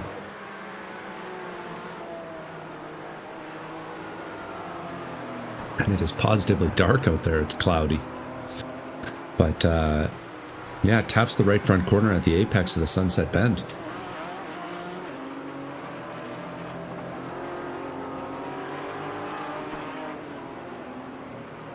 Interesting. But despite that little mistake, both of them nearly make a second on Andrew Bradbury up ahead. I think our Young Guns driver is suffering a little bit, getting dropped into that car for the first time on this championship weekend. We'll check back in with them in a moment because things are heating up for third place. Yeah, there's always just some strengths in slightly different areas between different models of GT4 car.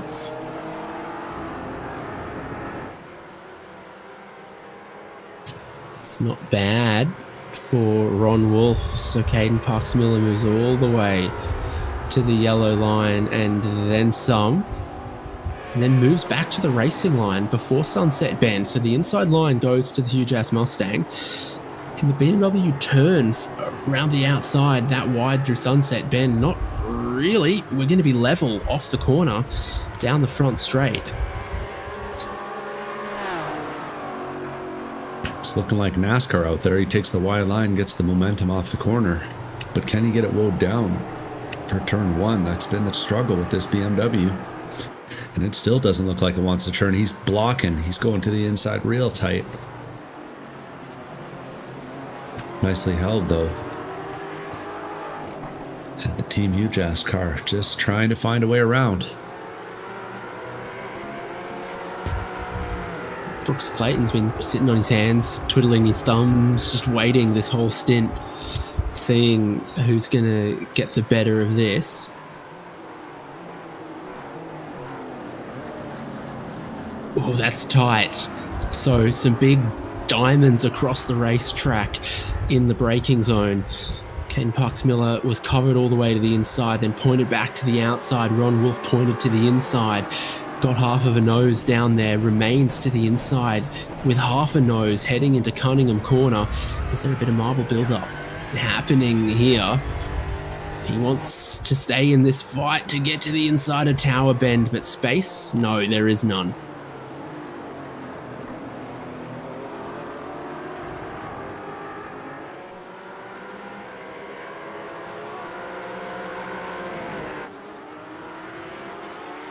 Can I offer you back in a new fastest lap of the race? Ooh, the cloud cover's doing something out there, David Haynes. I don't know if the motors are running better or if the track's just getting that much cooler, but things are tightening up at the front with that kind of pace.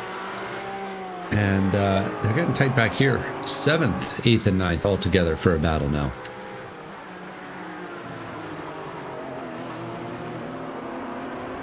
Well, we've determined that the straight line's not the strength for that Balthazar Motorworks Porsche, so where is he's going to have to try to outbrake, he's going to have to try to go around the outside somewhere, or he's going to have to wait for another opportunity which could come as they close in on the Young Guns Porsche. And Cameron Sennhauser has been towing that Porsche of Bill Woods around, it must be said. And with a little bit of draft here now from Andrew Bradbury, be curious to see how close he gets into the braking zone.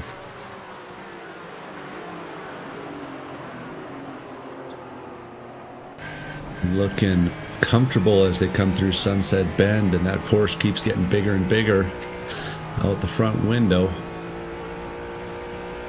Sennhauser clear of Bill Woods by about 3 car lengths.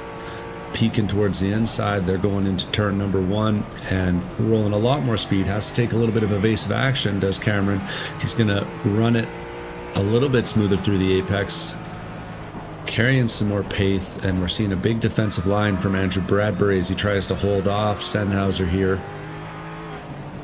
They've just about got to the halfway point, but the racing isn't halfway over, because these guys are going to give us a plenty of action here, I gotta think. Cameron Sennhauser, is that Oscar Piastri's helmet? It's a McLaren. He's driving a Mustang. He's looking to take a late apex at turn 7.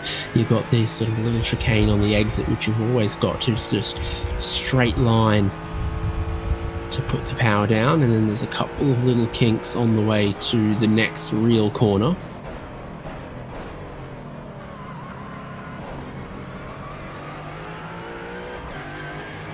Well, no grip there. Whew. Now Bill Woods is all over him. I was going to say, Bill Woods is in the wheel tracks. You gotta watch out. He keeps sneaking up. He's got a nice line here through Tower Turn, and he is right on the rear bumper once again at the exit. Just seeming that like Bill is able to place the car a little bit more deliberately on the entry, a little bit more comfortably, and then Cameron runs away on the straights. And Cameron's a little wide. Bill Wood looks up the inside. He gets pinched. He has to back off, take a little bit of extra curb, and he's going to have a terrible run on the back straight. Cameron Sennhauser, meanwhile, gets a bit of a run on Andrew Bradbury, who's dived to the inside trying to hold Sennhauser out. Sennhauser's going to be able to brake a little later. Oh, he doesn't, though. And Bradbury goes wide, and the two of them contact, and Bill Woods is going to get by, and Andrew Bradbury, for the second time, that Young Guns car is facing the wrong way in Sunset Bend, and it looks like it's going to get away mostly unscathed. Bradbury opts for the safe option, dives straight into the pits, and Bill Woods now ahead of Cameron Sennhauser. And that's a tough one. Highly dramatic.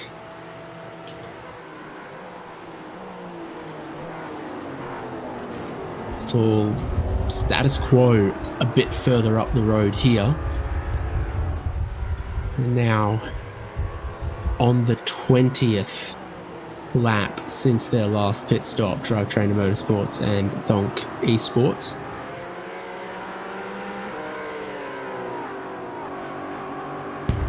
Drove 20 laps in the first stint. Hugas drove 21. SimCity Racing drove 22.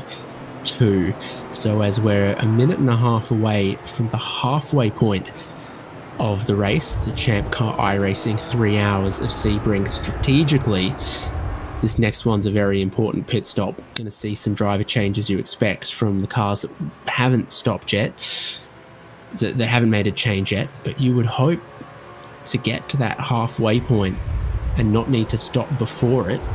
Zach's Hitman Emporium are in. Who else are we going to get? Drivetrainer Emerald.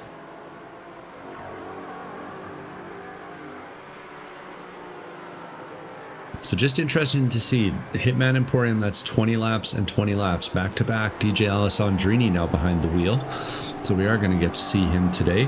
Caden Parks Miller coming down. That'll be what, 20 laps and 20 laps again. So those guys comfortable right around that 20 lap number. Meanwhile, our leader, who's far and away ahead of the pack, had about 8 seconds at the stop after the second half of the stint got a little slower for Hitman. Only 18 laps into the stint because they were able to take the first one out to 22. So some fuel numbers starting to look pretty favorable for the front-running SimCity Racing boys as DJ Alessandrini takes the Hitman Emporium car out onto the track, presumably in what will be their final driver change. We'll have to see.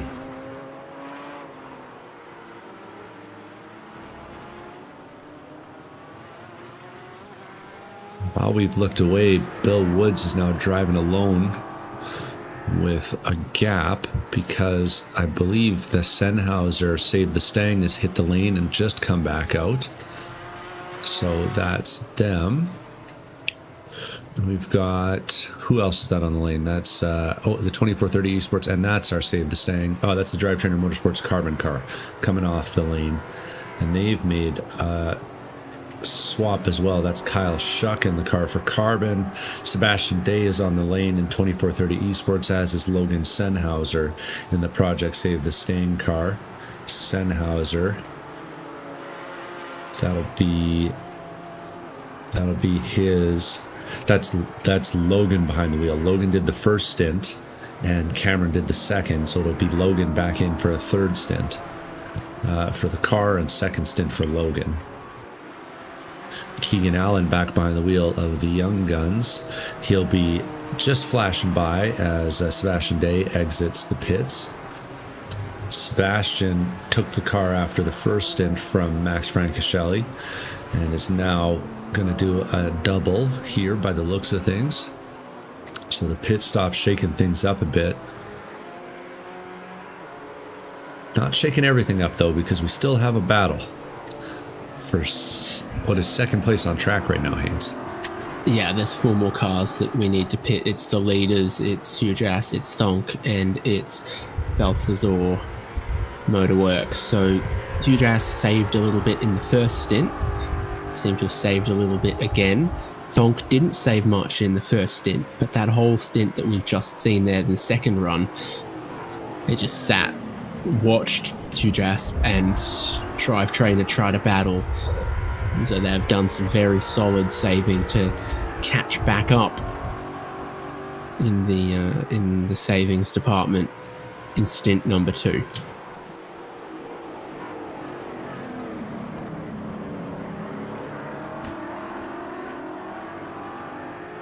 Critical position when they go into the pit lane.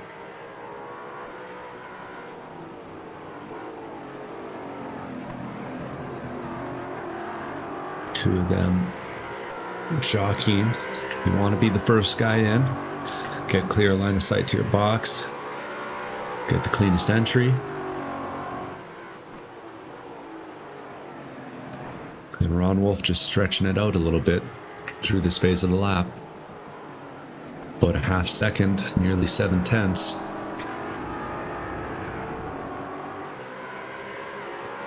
It's coming down as they exit the Le Mans curve with Brooks getting some of that draft. And who can get the right line through Sunset here? Underrated. It's tricky. You got to tighten it up a little bit more than usual to get to the right for this pit lane exit. And HJ is going to continue on with Brooks Clayton hitting the lane this time. So the fuel save working for Ron Wolf in that car. Ran 21 on the first stint, going to run 22 on the second stint by the looks of things.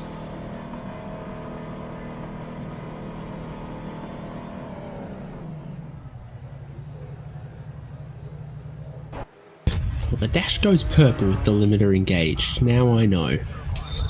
We get a driver change to Austin Tucker.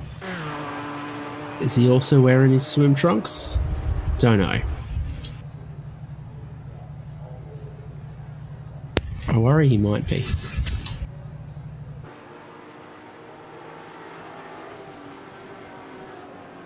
Balthazar Motorworks are in.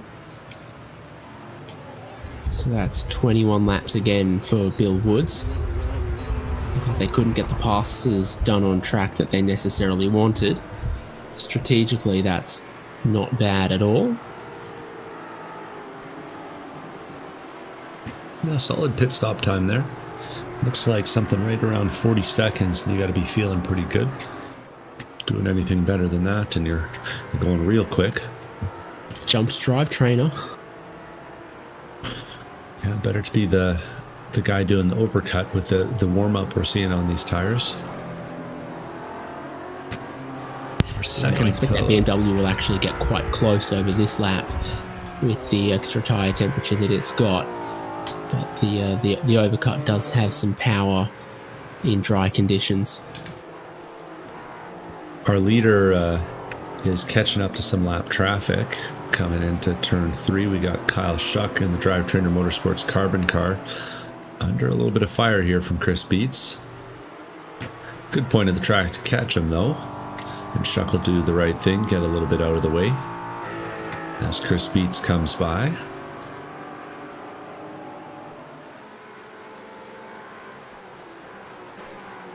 That SimCity car just looking comfy. It's gonna come in. You've got Balthazar versus Project Save the Stang now. The Sennheiser racing team have got those warm tyres. Balthazar's on his outlap and doesn't. Similar battle going on here. So the offsets in the pit strategy, giving us offsets in the tyre warm up and fire up, and LaShawn Young-Dilworth moves ahead of Austin Tucker. Zach Balthazar stays ahead of Logan Sennheiser. Giovanni Romano gets into the 337 Mustang. On both of these drivers, just getting in the car for the first time this race. Austin and LaShawn learning what the track conditions are like as this track gets cooler and darker at this time of day.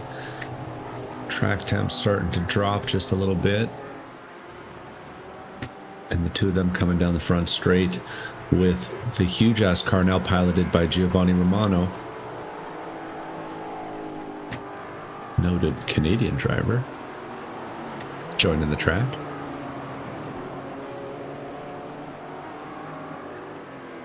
Yes, noted indeed. He will have the same problem with the tyre warm-up for a lap or two.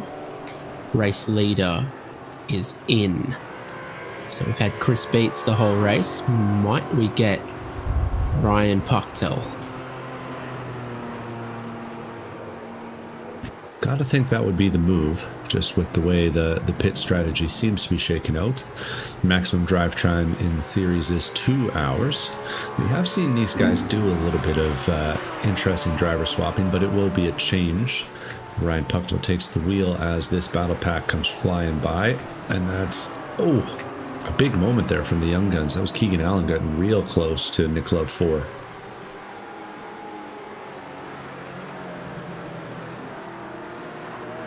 Zach Balthazar then gets ahead as he stayed on track.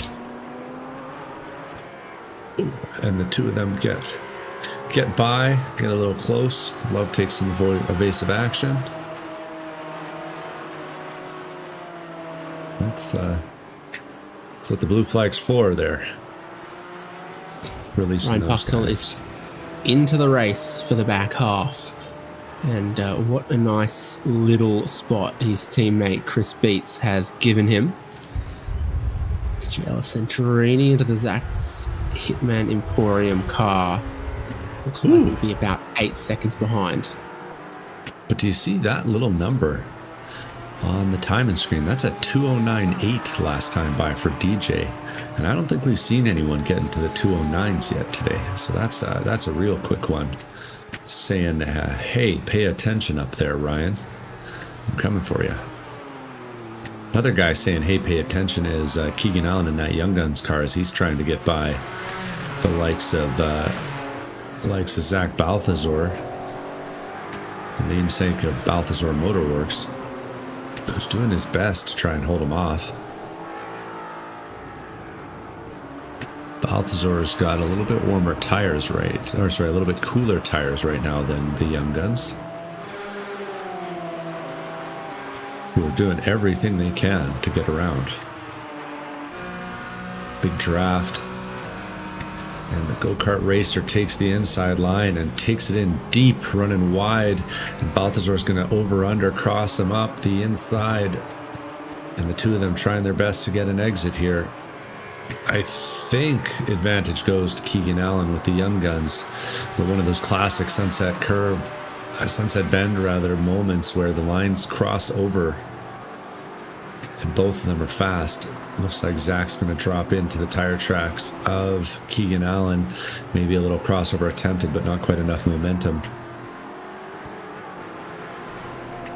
Now it looks like behind them, Sebastian Day is looking for his chance to get by Nick Love. You see him just in the background there as Day tries to find his way up the inside. And a little bit of tire spin there from Nick Love 4 is going to send Sebastian up the inside and into the lead of that little battle. Those are cars on different laps. Nick Love running 1 lap down right now. Sebastian Day still on the lead lap. Correction, 2 laps down there for Nick Love the 4.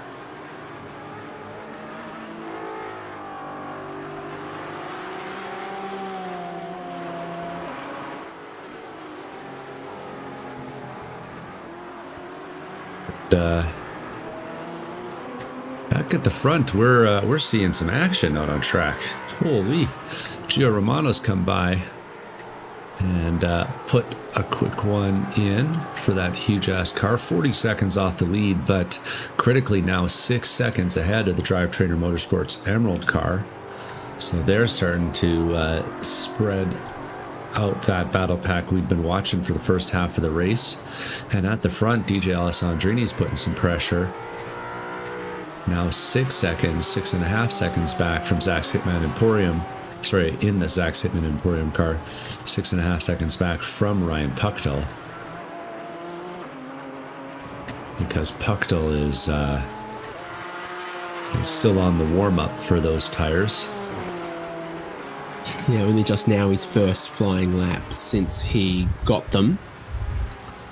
Alessandrini a couple more laps into the stint, but if he's going to get home on only one more stop, he's going to have to find a couple of 21 lap stints, you'd think. They haven't done that yet. None of his teammates achieved that. It was all 20 lap stints. That could be a difference maker in this kind of race. No fuel saving from Alessandrini right now, though. That was throttle all the way to the braking zone. And DJ does like to push. So we'll see what he's got there.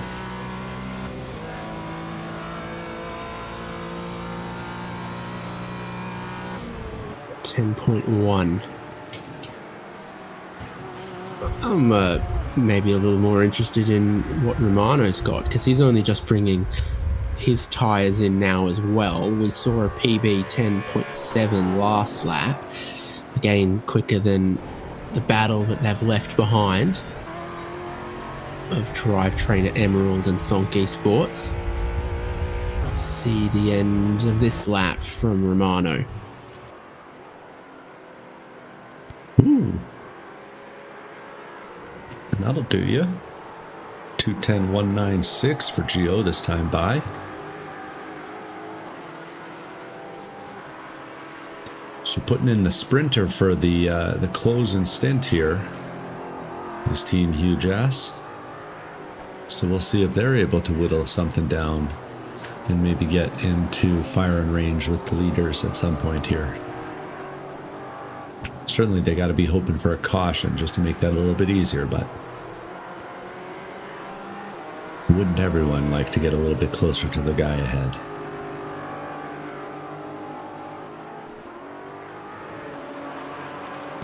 Yes, for sure.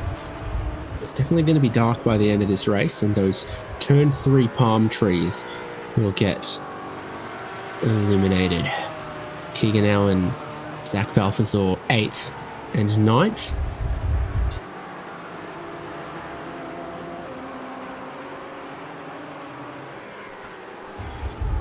Well, it took Keegan Allen a little bit to get past, and we've seen them get maybe too deep into Sunset Bend once or twice.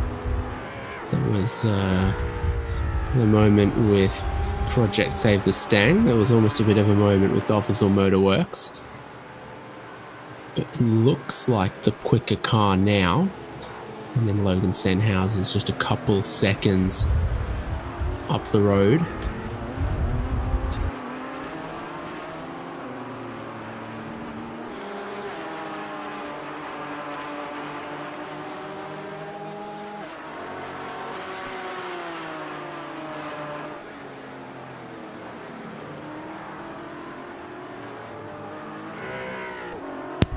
It's gone from misty hazy on the horizon to sort of golden and orange.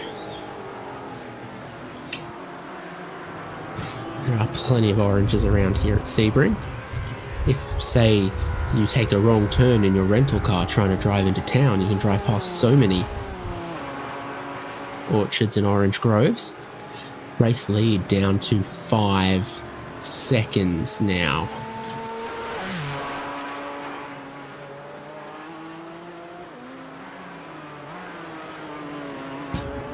I think the thing that SimCity Racing can take a little bit of comfort in, though, is their now significantly superior fuel position of 4 laps more, and they made their middle stop of the race after the halfway point. Number 10 of Zach's Hitman Emporium had to make the stop before the halfway. Might need some saving, might need some management, might need some luck. SimCity Racing are making their own luck as they aim to take 4 from 4 and take all of the chips off the table in the ChampCar iRacing Series Team Endurance Championship.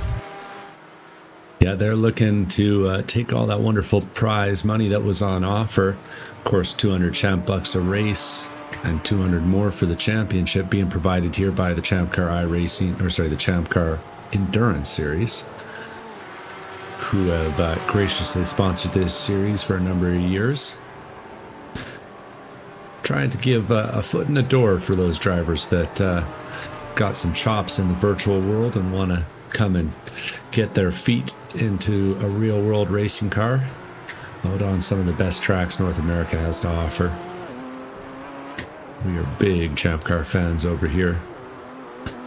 Haynes and I both getting our start in real world cars that way.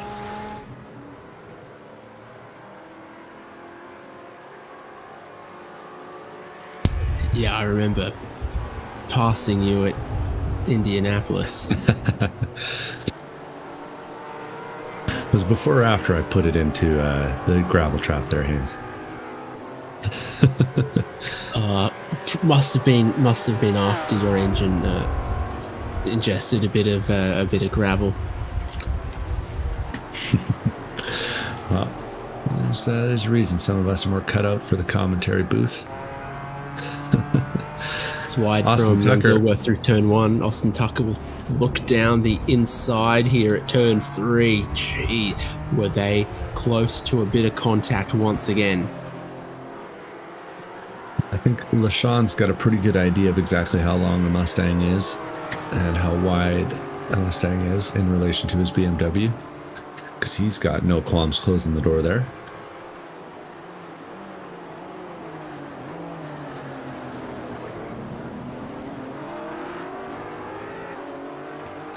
DJ Alessandrini's got to put in another 209.8 last time by continuing to take chunks out of that lead. We'll keep our eyes on this battle though. LaShawn's holding the inside line.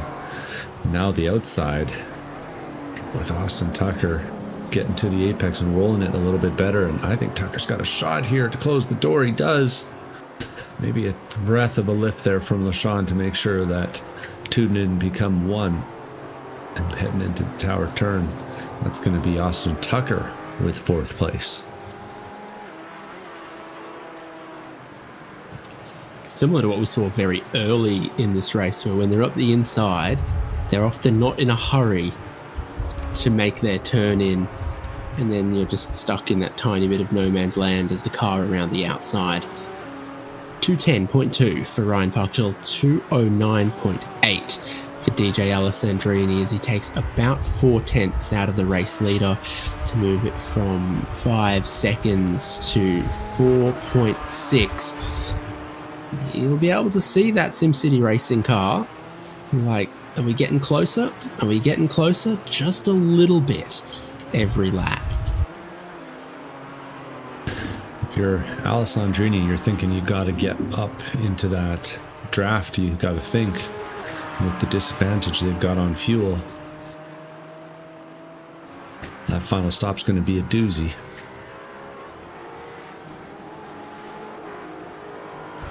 Oh, hang on, Devon. I've got an elephant in my room here. I might just need to address that. There have been 3 drivers in the number 10 car, which is 1 too many. No, hang on. Yes. What? No? That has only been 2. Well, we got Zoo, we got Ruben, and we got Alessandrini.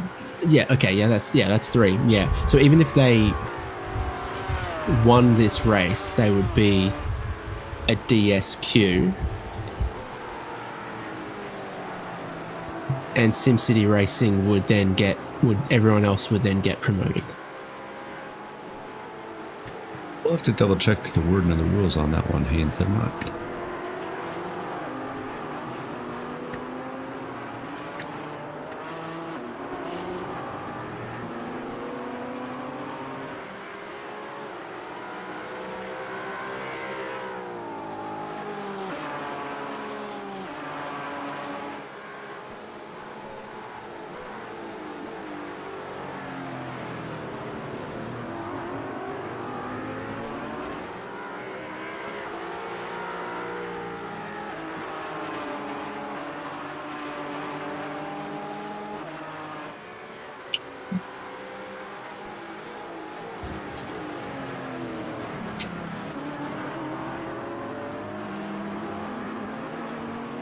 Things are continuing to heat up for 7th place here.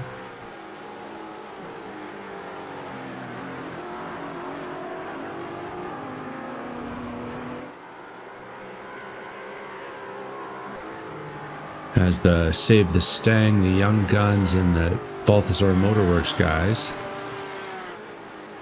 are getting a little closer together.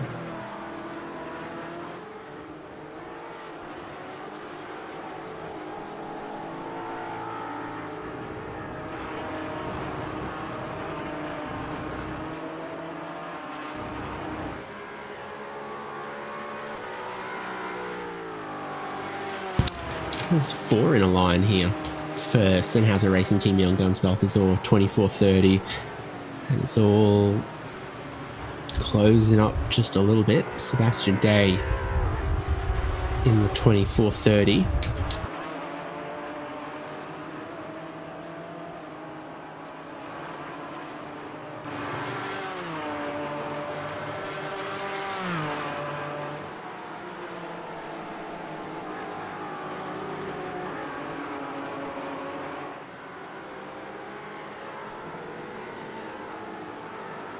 Keegan's managed to get that thing headed in the right direction over the last few laps, putting in some quicker ones than the teammate was able to manage.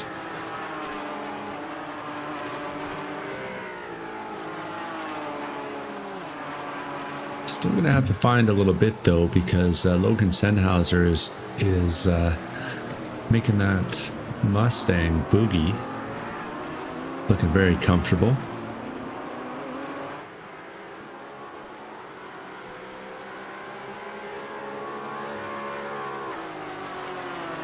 And managing to steal a few tenths last time by even as Keegan manages to close up in the braking zone.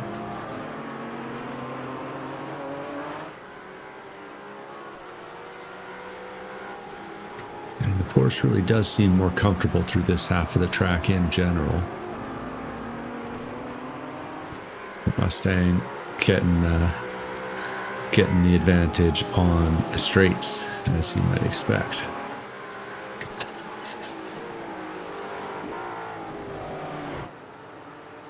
we're switching over to Love Racing here, who's gone and found the wall and gone and found another meatball. You can see that car has a wheel facing the wrong way. Watch here, he turns, jumps the curb, and finds another patch of guardrail that doesn't have any tires in front of it.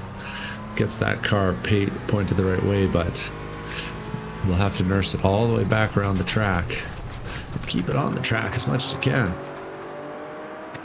As traffic starts to come by, that was Gio Romano coming by.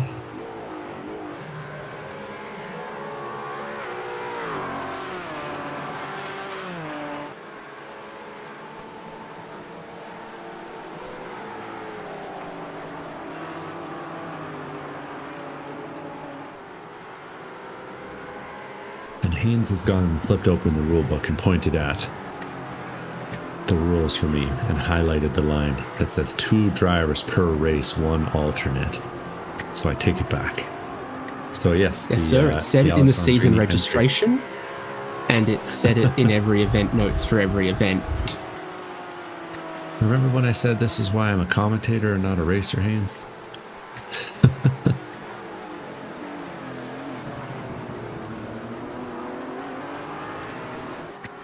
But the page flipping there was frantic, must be said. Lead gap does keep coming down though, and so even if Alessandrini's Zach's Hitman Emporium entry is racing for pride, they're racing with a lot of pace as they race for pride.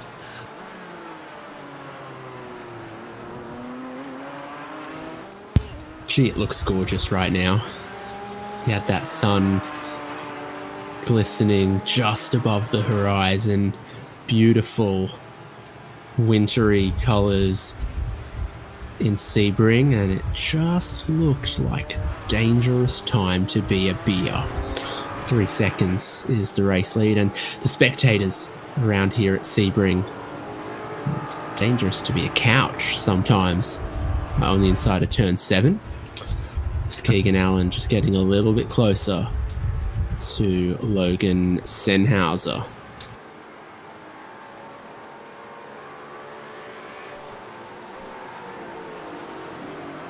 Two cars in pit lane. Slowed expectations have just been through for their third stop, and Andy Kosick is back out. And with the damage on the Love Racing 647, they've just come in.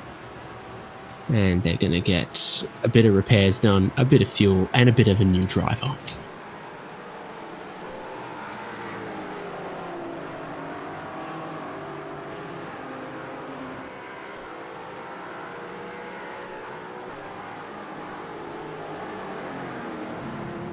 Young Guns seems super close into turn 1, but it's way deep into turn 3 from Logan Sennhauser. A dive to the inside of turn 5 goes Keegan Allen, slides out across and just ahead. They're pushing right to the limit and making a couple of mistakes as they go. And the Mustang is pushing so hard, it's like a freight train behind that little Porsche.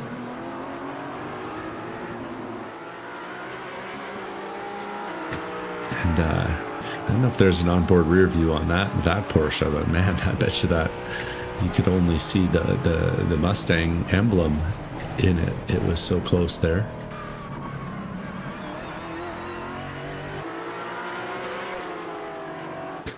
Logan Riding my pony? Genuine? So say Logan Sennhauser, as you watch that Mustang make its way around the corners, it's just a little twitchier than the Porsche head, just a little looser. And I think that's how you have to drive the Mustang, but it doesn't look super comfortable.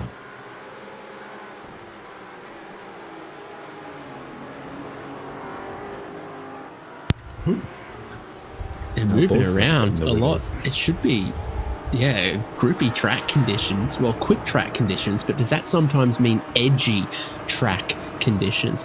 Andy Kosick wants not a bar of being in their way. Does he have any damage? No, he's just being very, very kind to everyone else. The battle between Young Guns and Project Save the Stang. Yeah, Kosick did have a little bit of a drama coming off the final, or the second to last turn there, but he he decided just to stay out of the way, I think, after that little bit of excitement. He stays out of the way some more as the likes of Zach Balthazar and Sebastian Day come by in 9th and 10th behind our battle here that we're following between 7th and 8th place, Keegan Allen and Logan Sennhauser.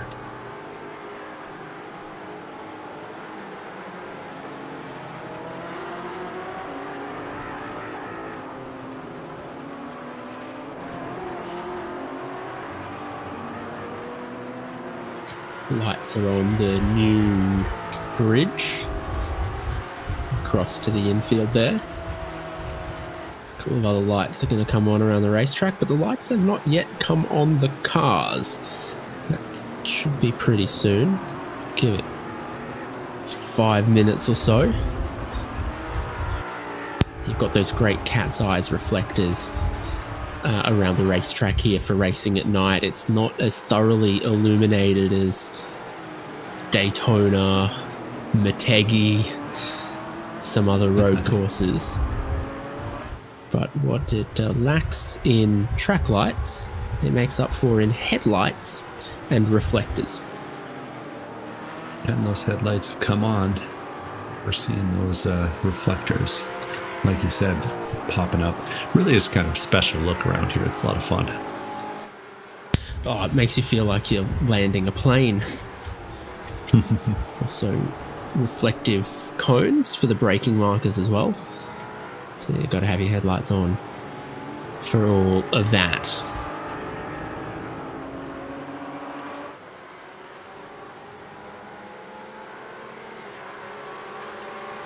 "27 laps to go" is the prediction right now. Longest stint we've seen anyone do is 22 laps. So that puts us as still 5 laps away from being able to stop and get all the way to the end. Ryan Puchtel's just lost a second out of thin air. The race lead is 1.7 seconds. DJ Alessandrini is breathing down the neck of the race leader. And we're just exiting Le Mans, so I wonder if it was through there that Ryan Puchtel's lost a tiny bit of time.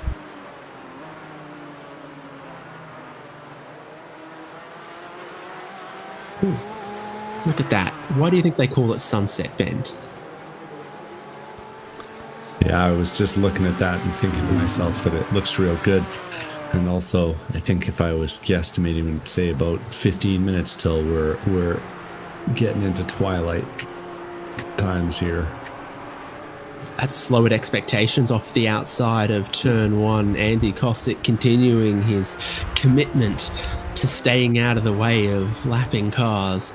But I think that's missing a rear wing already before this point, isn't it? Yeah, it is. It's and having some trouble there. That's the result. Doesn't turn so good when it's got no rear downforce, as I think. The problem is it turns Cosick. too good. Yeah.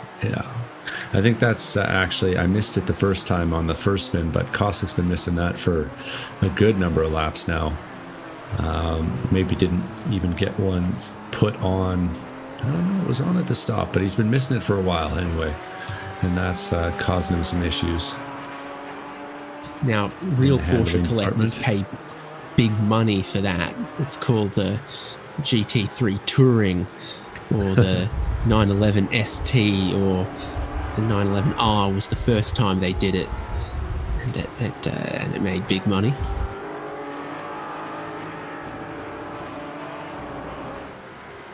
Little weave there on the exit as Keegan Allen in the Young Guns Porsche is looking at the mirror and seeing Logan Sennhauser bearing down on him into sunset again.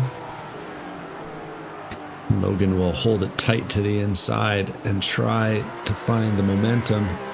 Gets a nice apex at the second apex there and slingshots it off the corner and has almost all the momentum that Keegan will down the inside as they cross the start finish line, head down towards turn 1. And Logan's going to have to brake early, and he'll try and cross over on the exit, but nothing doing. Keegan's going to get away and positions the car so that Logan has nowhere to go into turn number 3.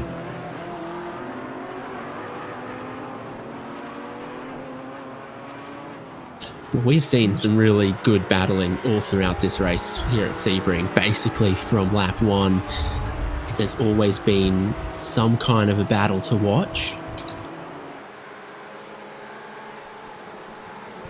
There's another one forming up just ahead of them between Austin Tucker and LaShawn Young-Dilworth, who are running 4th and 5th. The two of them coming closer together as they fight for the first stop off the podium. And we're checking in with our race leader now, Ryan Puckdall, who himself is starting to look and think about a battle, because DJ Alessandrini in the Zach Sitman Emporium car in second is now only 1.47 seconds behind. So that is about to be a battle at the front of the field too. And you got to think if they get to battling, Giovanni Romano is going to be doing everything he can to try and get a little bit closer, because he's got some pace and he's got some points on the line if he can get there, you know. Back along now with Logan Sennhauser as he follows Keegan Allen down the back straight, a little bit farther apart this time. Logan won't have room to make a look. He rolls it in really nicely this time, though, and gets right up to the rear bumper of that Porsche. Really good first phase of the corner, and similar exit. Logan actually touches the wall a little bit on the exit, leaves a little bit of rubber on the outside wall. He's not afraid of no hill, and he's going to keep on rolling the first parts of the corner a little bit better than Logan by the looks of things, as he tries to put pressure on for 7th place.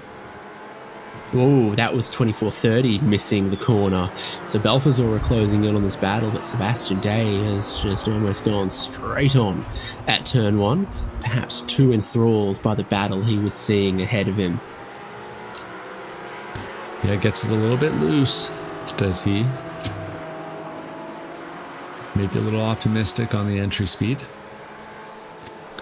But it's going to be exciting, because Sebastian Day's been kind of sitting right around this area, right around 10th place since early in the race, and hasn't had much to say about the rest of the top 10.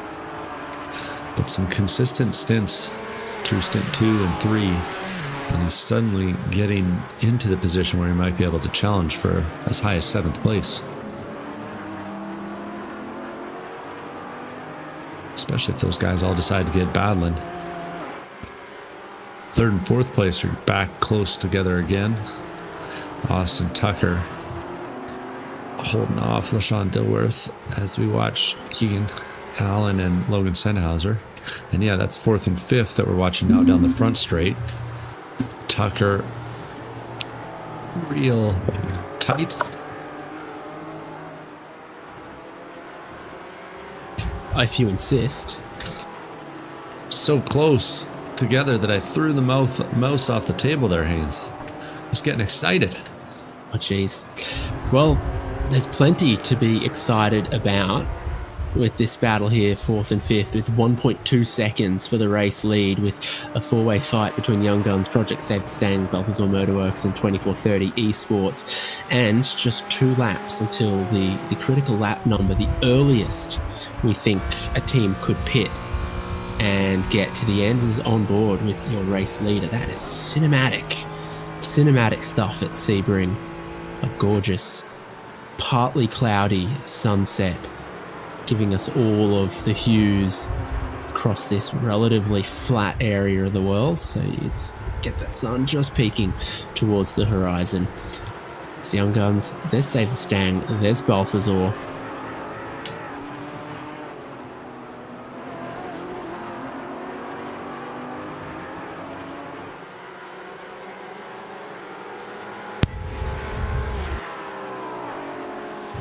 Fastest car on track last lap was Zach's Hitman Emporium in 2nd place, and they are just that couple of tenths away from getting the crucial slipstream. Slowered expectations are in the pit lane, and I think that is actually too early to make it to the end, but they had to pit with the damage and the missing rear wing Let's see if Slowered Expectations can find a spare one, because the balance of the car, no good without it. There we go, that's fixed. Yeah, checking back in with the leaders, though, I gotta say it's been an impressive little sequence here from Ryan Puckdahl as he's done everything he can to hold off TJ. If he loses anything in the middle of the lap, he manages to get just enough back before they get onto the straightaways. Has done for the last few laps, holding him off, seeming to lose less as DJ gets closer. But DJ now, I think, is almost sniffing that draft range. Well, it's the interesting part, isn't it? Because all the pace seems to belong to the number 10 right now, but there's still a big strategic advantage in SimCity Racing's back pocket. 4 laps more fuel, a better, more flexible strategy window around when they take their final pit stop as well. We're still, basically the best part of 50 minutes away from the end of the race, plus the final lap of the race. And Zach's Hitman Emporium are going to have to make their final stop, their next stop soon. The question is, can that stop be their final stop? Have they had this kind of pace and a little bit of fuel saving? Or have they been going flat out and they might just fall a couple of laps short? Something SimCity Racing, since the drop of the green flag, seem to have been very carefully managing to try to avoid. There was a bit of a coast into turn 1 there. I think that time the gap closed a tenth or two. Ryan Puckdahl is still managing his fuel. DJ Alessandrini is still closing.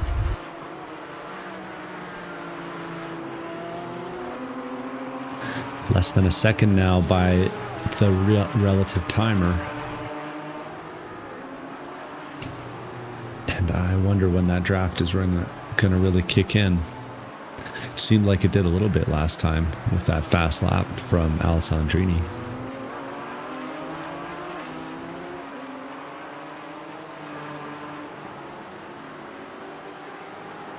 Oh, and 4th and 5th place are too wide in the bus stop, or sorry, in the Sunset Bend there, with Tucker going up the inside. Not getting much of a run though, and LaShawn's going to be diving out beside him.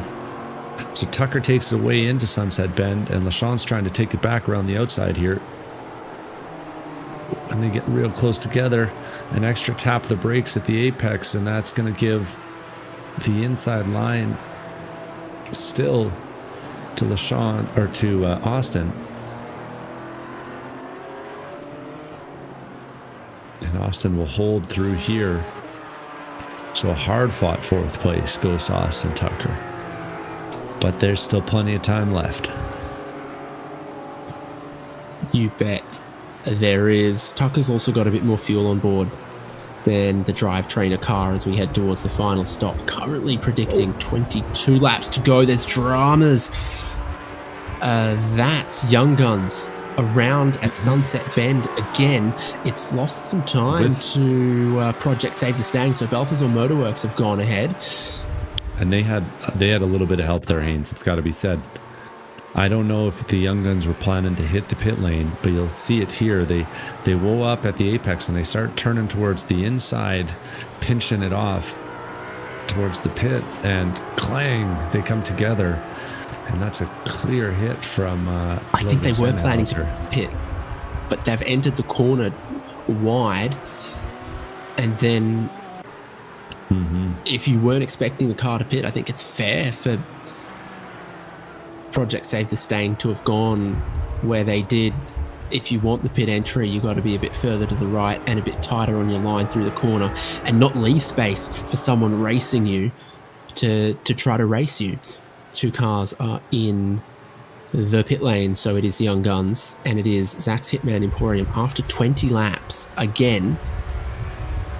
And we are predicting 22 more unless we get a safety car. But it's not looking like it's heading that way. We might be 2 races in a row of 3 hours of uninterrupted green flag.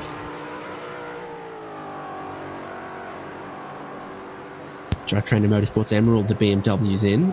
Again, also 20 laps for them here.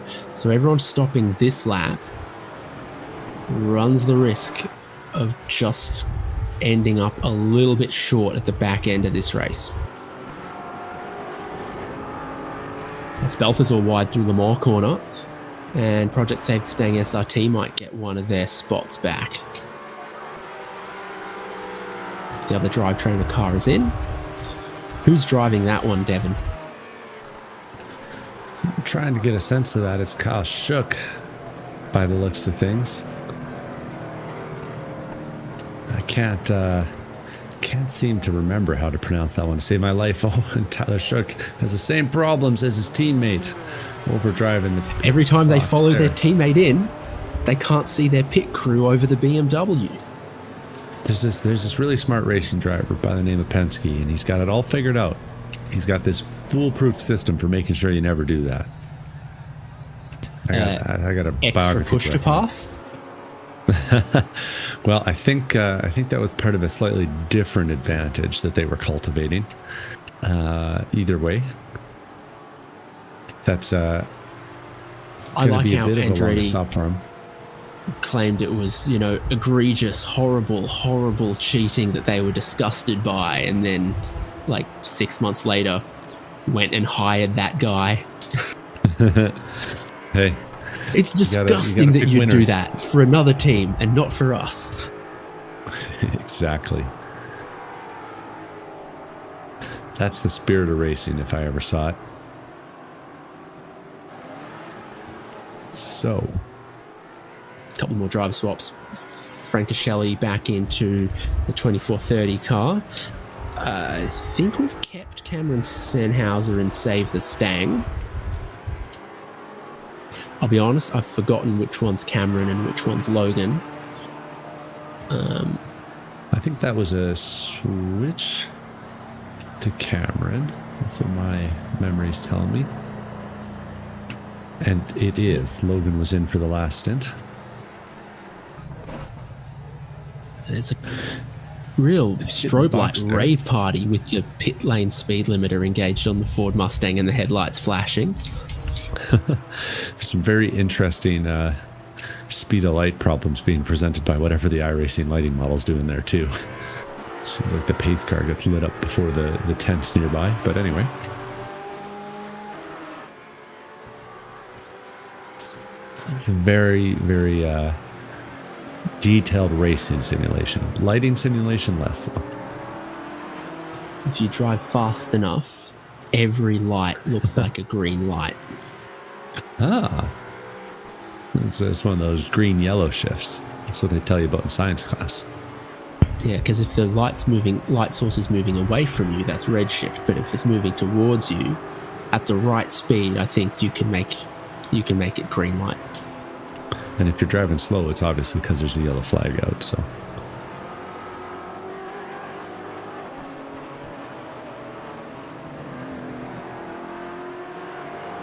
Max Francescelli so we're back in the is situation again. Sorry. I was going to say, Max Francescelli is starting to close up on Cameron Sennhauser here. Two of them both out on fresh, cold tires and on a fairly different looking track from the last time they were out here. I'll be seeing how those tires feel through sunset the first time, and Francescelli had a moment of oversteer that looked like he was surprised by how it felt the first time through. Behind them, we've got DJ Alessandrini, who's going to be pushing real hard to try and get past him quickly as he drives past Gio Romano's Mustang in the pit lane. Spinner. Oh, 2430 again. Oh, and Sennhauser, SRT are in the wall big time as well. What happened? I have to see it here.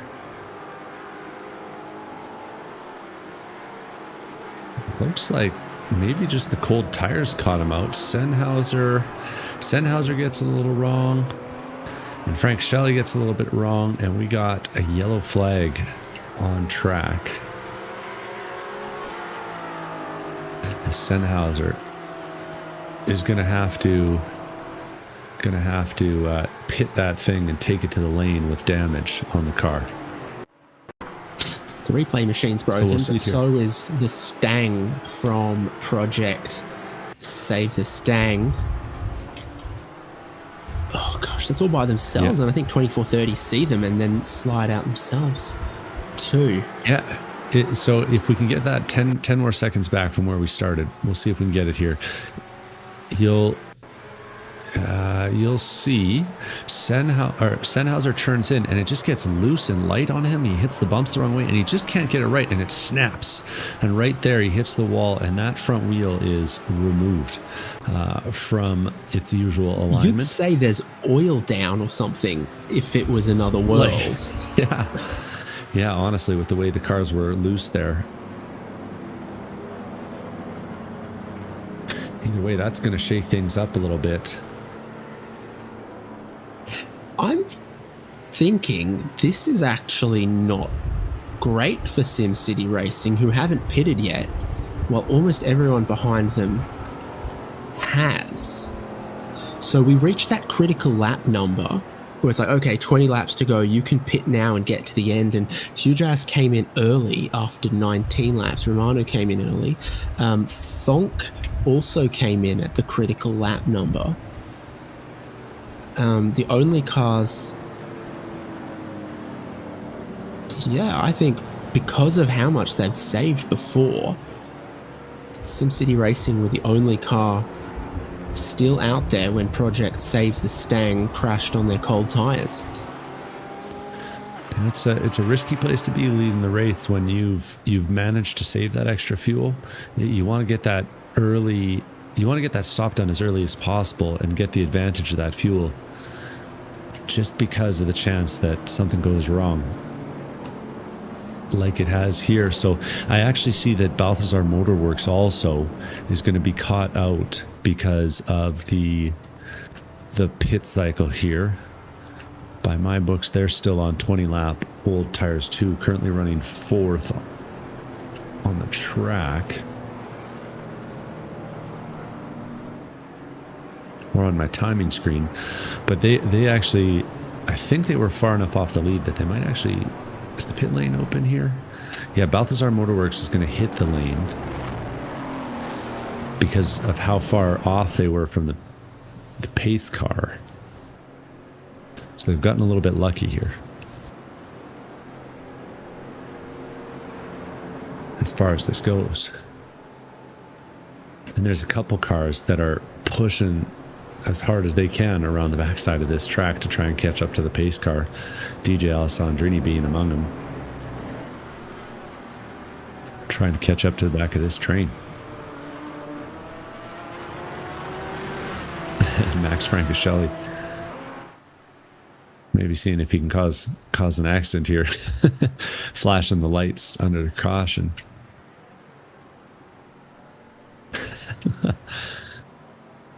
So this is where we have to put one of those seizure warnings on the broadcast here, Haynes.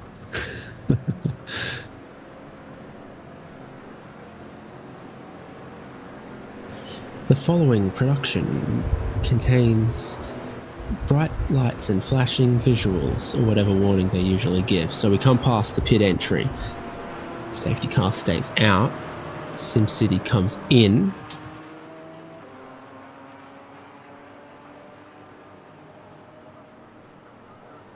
Across the start-finish line, a car's getting waved. They are. So it looks like Cameron Sennhauser may not have had the fast repair available, or may not have had the fast repair checked when they got the thing towed to the pit lane, because they are still sitting there and going a lap down in the Save the Stang, going another lap down. Actually, don't think that they're still towing at this point. They've been stationary for a long time. Ryan Pucktel will stay behind the wheel of the SimCity Racing cars. They'll have fresh tires, but a lot of track position to make up in this final stint, with 35, maybe 32 minutes remaining by the time the green flag hits.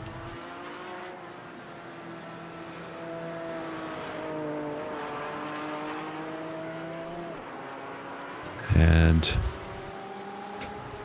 they'll rejoin the field with wave rounds happening for the young guns A few teams here. Looks like the Young Guns, 2430 Esports, Frank Shelley behind the wheel right now. As we get the leaders all together. Under the caution, Zach Balthazar has gone out without the tires warm and has gotten that thing pointed the wrong way for just a moment. But he'll be continuing on, luckily avoiding the wall. It's just at the exit of the Le Mans curve for him. And looks like Cameron Sennhauser and Nick Love. Oh, Cameron Sennhauser's back out on track, it looks like. So maybe that was just a really long tow for them. Because I'm taking a better look. And it does look like that car has a new front end. Yeah, so a long tow from where they were is why that car was taking its time getting going. Either way, the grid is forming back up behind the pace car now with its lights off. And it looks like that's what I was told when I raced here by someone who's done a lot of racing here. It was like, hey man, if the car breaks down, pull off to the right-hand side of the racetrack, not the left, because we'll be able to get it back to the paddock like half an hour quicker. Makes sense, makes sense. Alessandrini is going to lead the pack to the green flag here. Gio Romano second, Ryan Puckdell third. And so even with that stop, that's going to be only third place for Puckdell.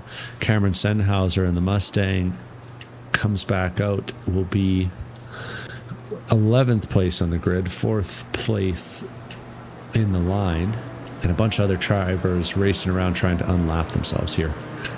Coming around Sunset Bend, Haynes.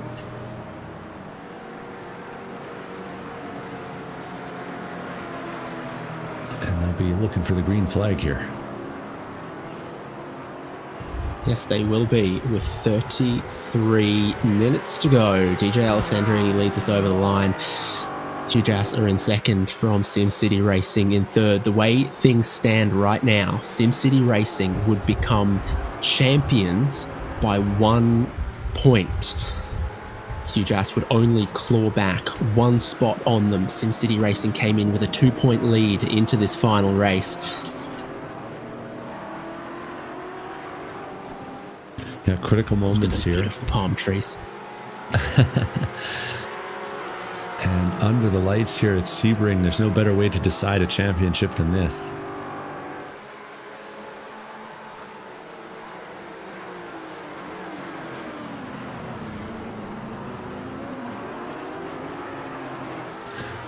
And looking a little bit more comfortable are Alessandrini and Gio, with a little bit more tire temp perhaps than Ryan Puckdell, who has a lap on those tires, but a lap under caution.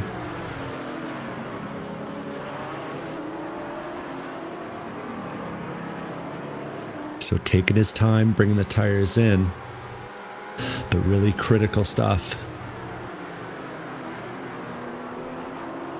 at this phase of the race. If Romano is able to take the lead and Puckdell stays in third, the two will be tied, and we'll have to go into our tiebreakers, figure out who's going to win on that one. It's a tight battle.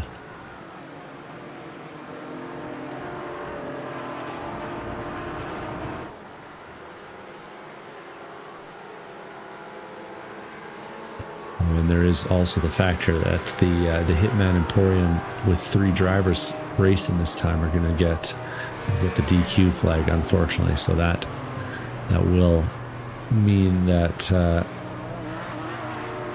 the HJ team would need a little bit more than just the lead to make the difference.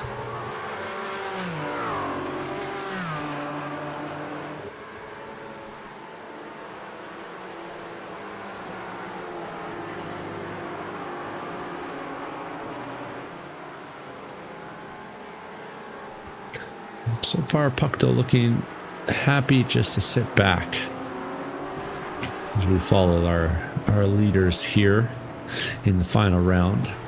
of the ChampCar Enduro Series.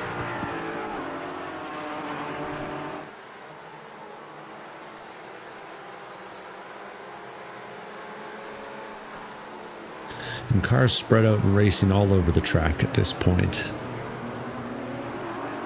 After a hectic moment on the final swaps, here we're seeing Austin Tucker holding off LaShawn Dilworth. And the leaders have been going for almost 2 laps. These guys have been almost going for almost 3 laps. Getting waved around after the pace car came out. The two of them were racing almost right away back to the car.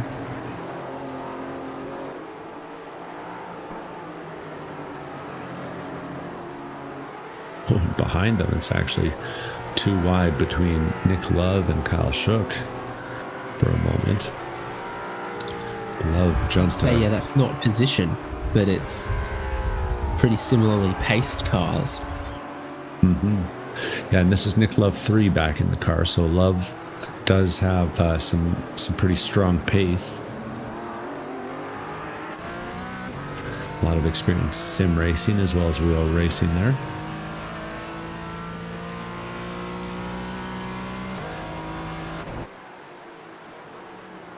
It's the oldest GT4 car on iRacing, is this older spec of Porsche Cayman GT4. First GT4 that iRacing had, and then they got the BMW. The BMW got replaced by the G82, which then got replaced by the G82 Evo, and the original Cayman still soldiers on. The Mustang's pretty new. The McLaren's going on a year or 2 old now. But the Porsche Cayman soldiers on in its original spec. DJ Alessandrini lays down a new fastest lap of the race, a 209.705, and gee, he wish he could go even a tiny bit faster. Yeah, all 3 of the guys at the front there set 209s back to back to back. So plenty of pace on tap as the track just keeps getting cooler at this point. Lots of grip available for these guys. And it always feels like there's an extra gear around here at Sebring once the lights go out and the sun goes down. You can't see things from quite as far away. And Gio's right in the wheel tracks. I prefer my endurance races to start in the dark and then end in the day. Well, I want dark to dark, my friend. Not just every day in Canadian winter. Yeah, we could do like a 6-hour race and go dark to dark right now. I think the solstice is only a few days away. And then maybe I'll start to see the sun again.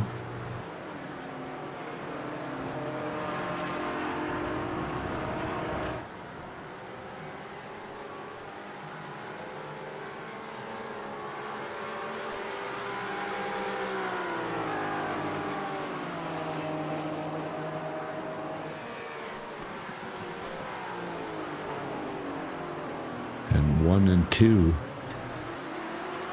coming through Sunset Bend to knock another one off with 26 minutes left on the clock. Looking like we'll have 13, maybe 14 laps left. Can I interest you in a new fastest lap of the race? Giovanni Romano, 209.6. Both of these drivers are driving the best that they've done all day, right up to the limit, as hard as they possibly can. This is not formation flying, casual stroll. This is 2 different teams, 2 different drivers, both pushing as hard as they can in what's become a sprint towards the checkered flag.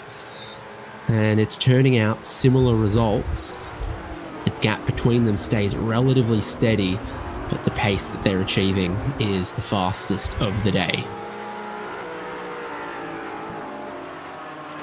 Well, and I think Gio and DJ have raced each other a lot across a lot of different series over the years.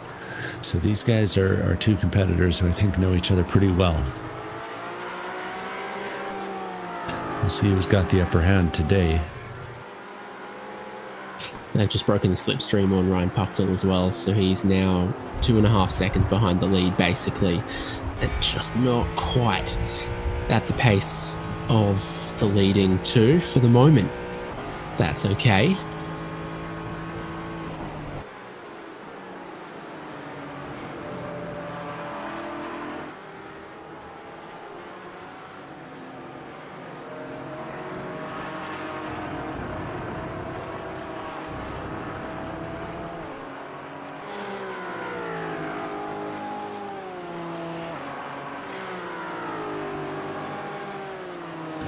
Headlights beaming in the window there for Alessandrini. Mustang gets a little closer through sunset. Gets a little farther on the exit. And at this point, the cars seem very evenly matched. We'll see. What do you think, Haynes? Another one. I think Alessandrini's just got it in him. Both of them wide through turn one as they both break their record laps. Just hundreds of seconds apart every time.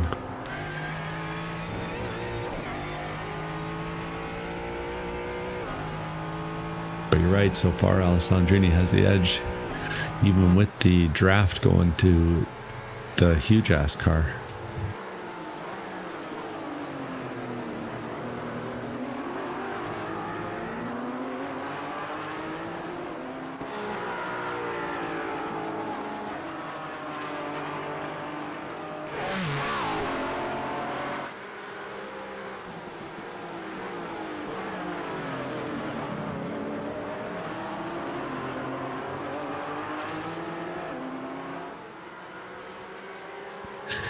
Racing under the lights. Lights are on. Yeah, I was gonna say the few lights that we do have around the track are flicked on, and a suitable wintry feel out here. You know, cooling off, dark out in the sky, and our leaders, they're not so sure they're gonna change positions. We do have another battle on track right now. It's 5th and 6th place that are fighting.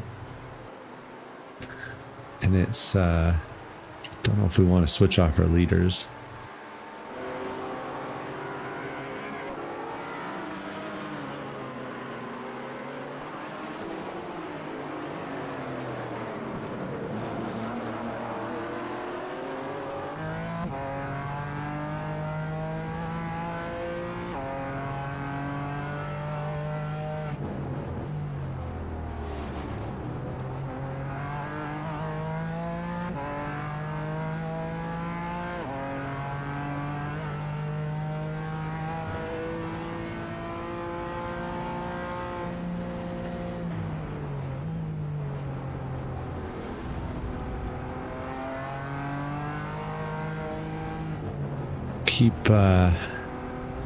Keeping this battle alive though is LaShawn Dilworth, so keep in 5th and 6th place.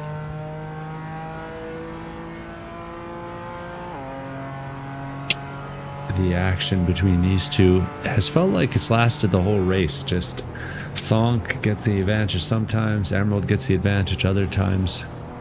Oh, and we got someone facing the wrong way at sunset there. For Love Racing, Nick Love's only just been out of the pit lane, and we know cold tires are dangerous. And ooh, and where is that thing going? I think he's trying to get it behind the wall.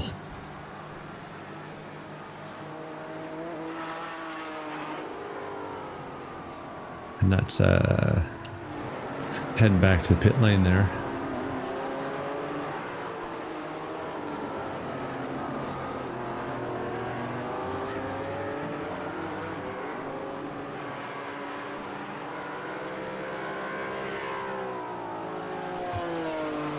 Yeah, and he'll appear on the pit lane. They won't be fixing that one and bringing it out before the end, I don't think. And because he was able to get it behind the wall, the race will continue. So 20 minutes to go on track. Battle at the front for the top two is still real hot between Alessandrini and Gio. 3 seconds back to Ryan Puckto. You can just see him entering the straightaway now as these guys are crossing the line. And then nearly a minute back to 4th place. And they're still running fast ones out front, just qualifying in formation, the two of them. 209.8 and 2.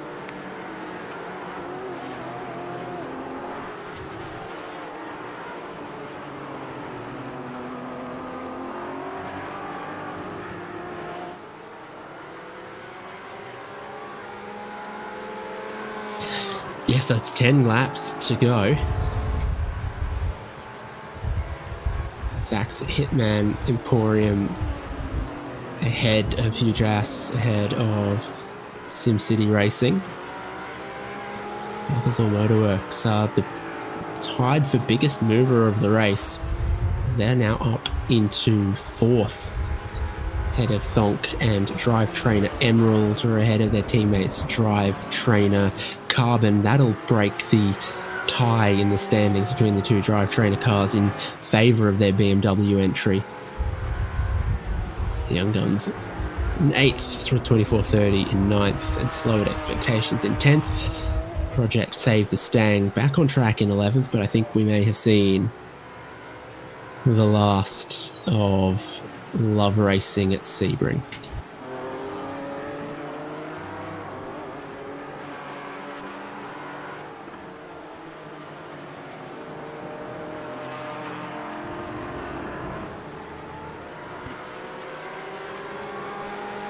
Since that top end of town where the gap's gone from 5 tenths to sort of 8 tenths to just a tiny bit more.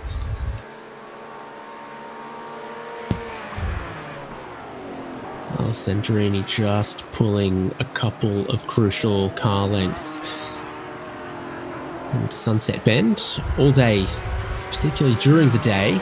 We've seen that be a good corner for the Porsche Cayman, the way that it rotates in sort of medium to high speed corners.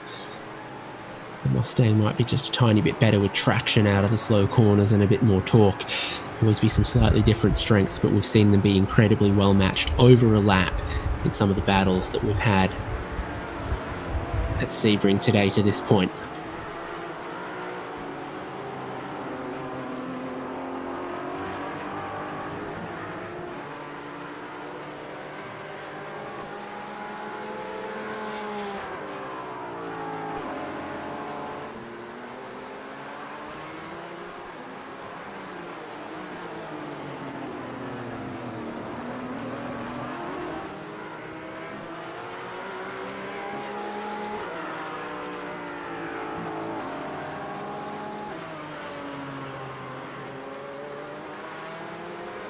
The two closest cars on track for the moment.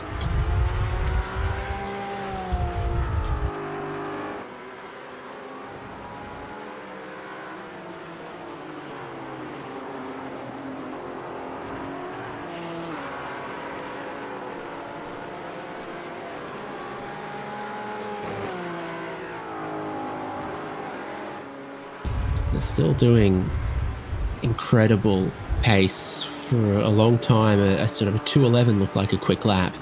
Then we got our first 2:10, then we got into the 2:9s, and lap after lap after lap, Alessandrini and Romano have been within a tenth of a second of each other. And fastest cars out on track. Balthazar Motorworks in 4th did a 2:12, while Thonk in 5th had a 2:10. So I think 4th and 5th could also come into question in the final sort of 15 minutes of this race if that Thonk Mustang keeps that speed up, and if Balthazar are struggling with anything or any management.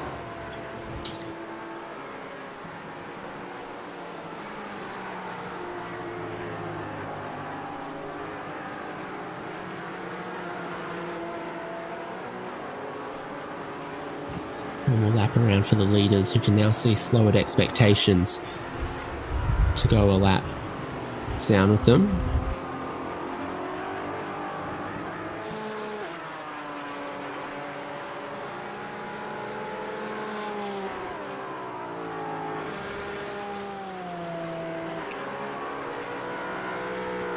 Fifth and sixth here, still racing in the same order.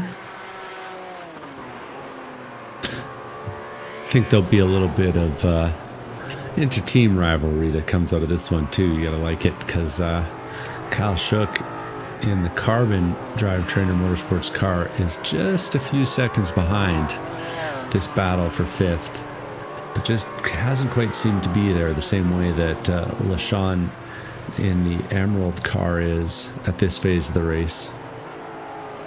And I think in the points battle between those two, they entered even, so both of them had 10 points coming into this race. So whichever one of the team cars finishes ahead is going to get bragging rights for at least a season.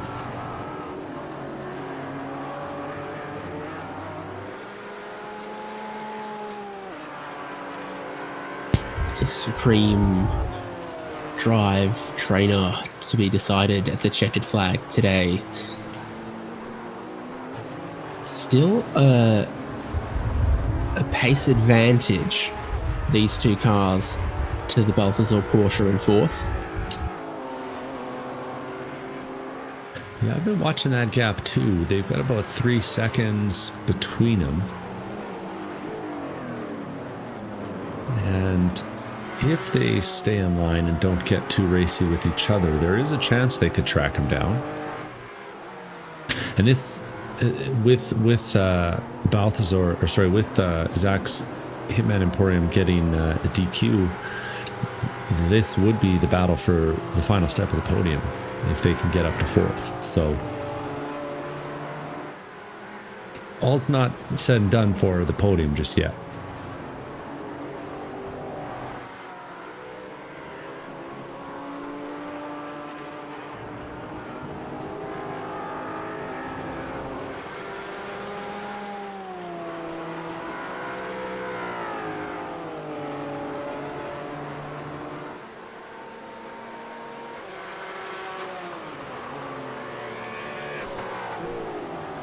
Once again into Sunset Bend, and once again just a little bit closer. That gap's now 2.5 seconds.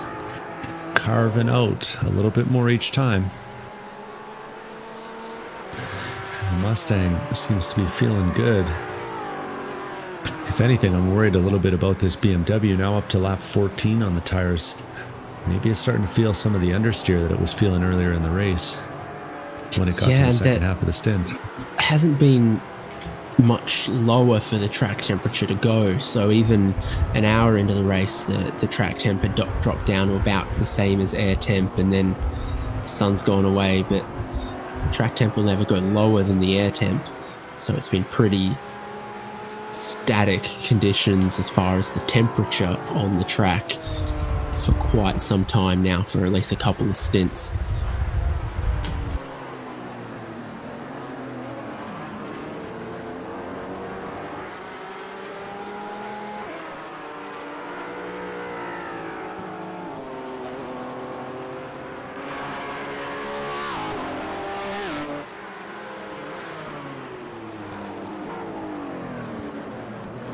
.3 seconds to go, and they keep on taking chunks. I think they're down below 2 seconds now. They took nearly more than a full second out of them last time by, so it is closing up here. And I think that Austin Tucker understands what's on the line here, because I'm seeing him dodging right and dodging left a little bit to break the draft back to LaShawn as well. He wants to have a few corners to have a go at Zach if he manages to get up there. But Zach just doesn't seem to be able to get the run on the exit.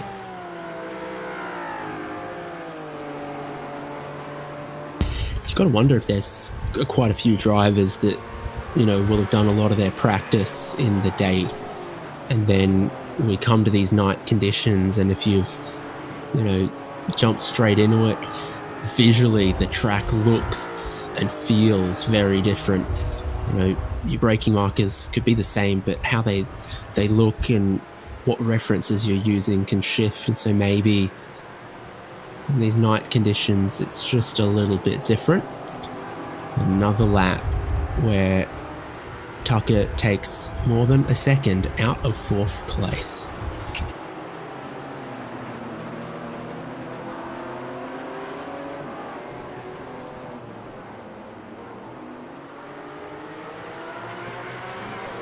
And I don't think we need to use the stopwatch anymore. That's about 4 car lengths and potentially shrinking. Yeah, that's a race. That's the real deal. Now we get to see how wide Zach can make a Porsche.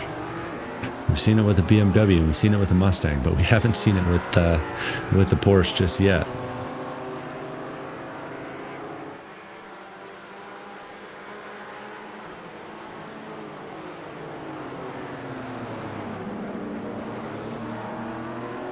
We're gonna get to see it here. Tucker, a little bit of momentum. Hard to pass, can't really do it that easily here at the tower turn.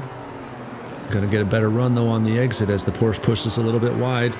Tucker's able to hold it tight, and on the exit just gets the power down and is driving to the outside.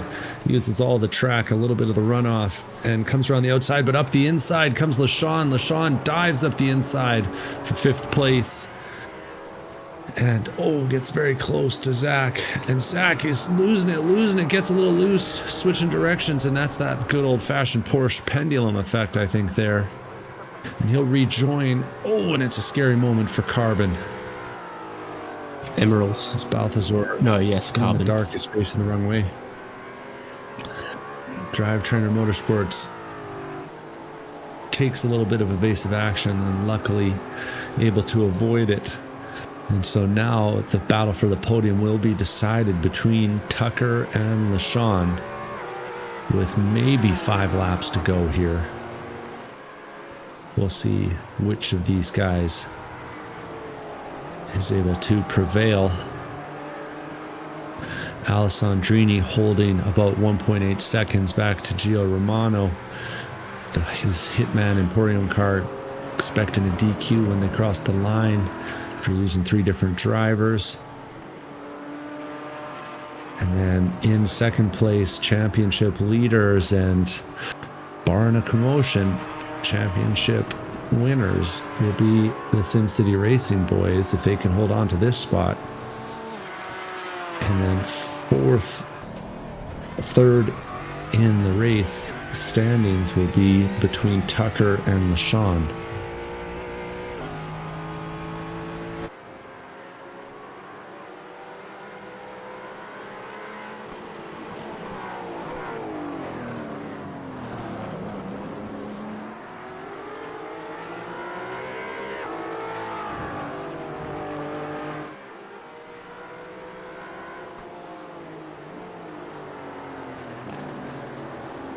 Just looking to see what's sort of next for these final couple of laps, and that was kind of the battle we were building up towards. The top 3 out on track, stretching out just a little bit. Got the feeling that the Thonk Mustang here is just slightly quicker. Drive Trainer Motorsport Carbon, up that 1 spot.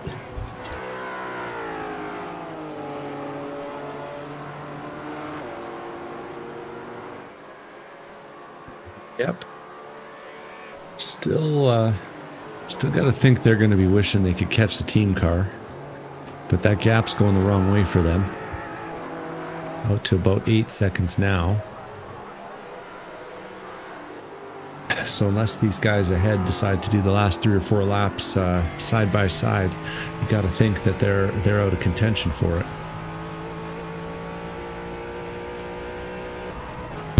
It's very spaceship on board at night. All of the illuminated buttons and dash and information. And the stars overhead at a place like Sebring, both the ones in the palm trees and the ones in the sky. It's bright out there, or dark out there with bright spots.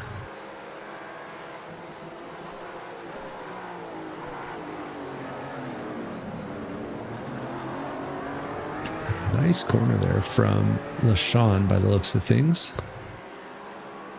He'll get a little bit back. And just watching the sectors play out on our live timing screen right now, it's a few hundredths one way, a few hundredths the other way. Thonk does seem to have the advantage on the first part of the lap and on at the end of the lap, but through here the Emerald car seems a little bit healthier. And if there was ever any lingering remaining questions of fuel, then Thonk stopped one lap later, although might have taken fractionally less fuel at that stop. But then there's plenty of cars that were fueled to try to get to the end before we then had the safety car that not only saves you a little bit of fuel, but very likely sort of knocked one lap off the race distance as well, eating up a little bit more of the clock. Yep, that was definitely significant in making sure that these GT4 cars get all the way to the end.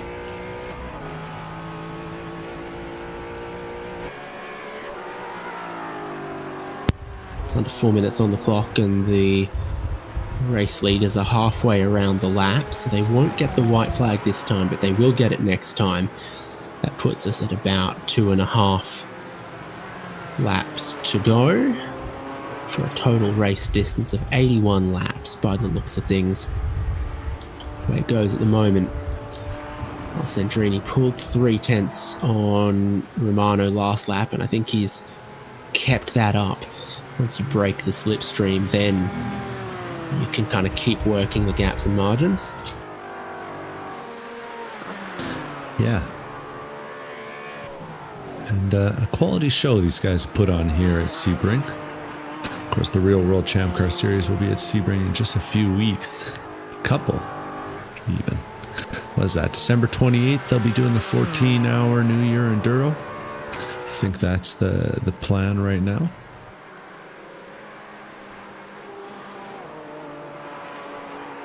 And then if you want to do the New Year's Eve extravaganza at the Sebring 7 Hotel, they're going to have chocolate cake trifles, smoked salmon with capers, and a champagne toast at midnight. You're burying the lead there. They got the 5-hour open bar too, Haynes. That's going to be a good way to celebrate a race win, I'd say. You need to stick around a day or two post-race, though. I'm sure the party will just continue that long for whoever manages to lock it down after the Real World ChampCar event. 2 minutes on the clock. Alessandrini comfortably out front. 2.5 seconds gap.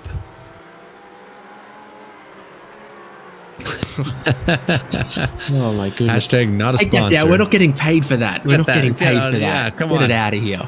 We're just imagining that we got to go to Sebring. Jeez.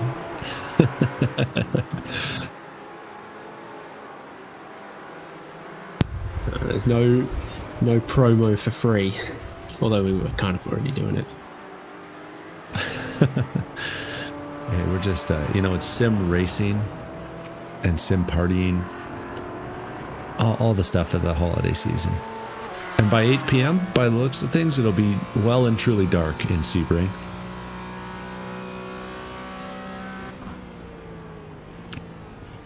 Yeah, right up towards the rev limit of the race has gear. slowed down. Oh, but there's fireworks still to come. It's going to be the white flag for your race leader. There it is from the flag stand to the left. Stars and stripes to the right, and one more lap of Sebring. to conclude the championship and the year for the ChampCar iRacing series. SimCity Racing are not looking like they're going to complete the clean sweep, but they are looking like they're going to take 3 race wins and a championship. Ryan Pucktel and Chris Beats really put on a show in this season. A new format for this year, condensing our team endurance races towards the tail end of the year. And it certainly brought out a lot of good competition.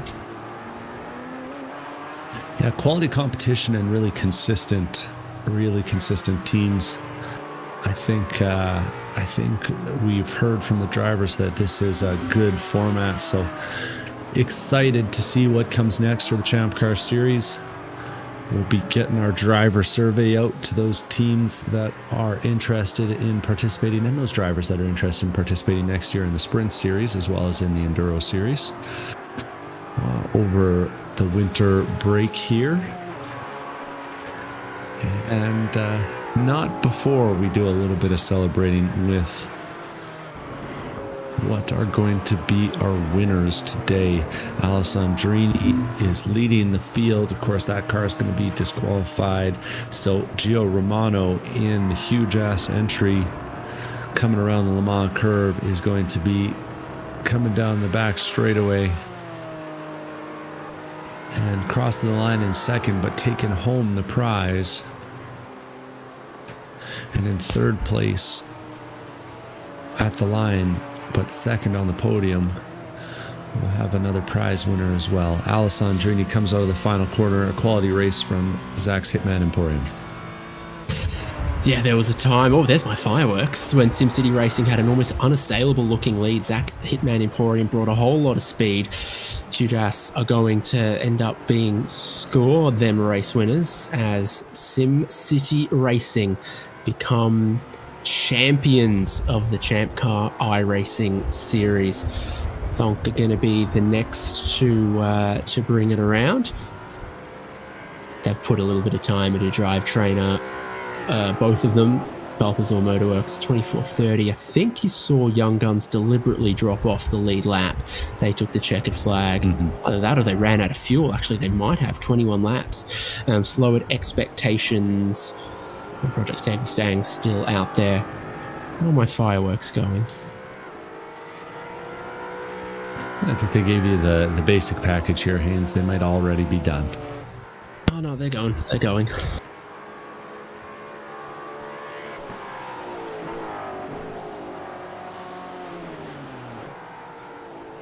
Coming to the line here is Austin Tucker around Sunset Bend and onto the front straight.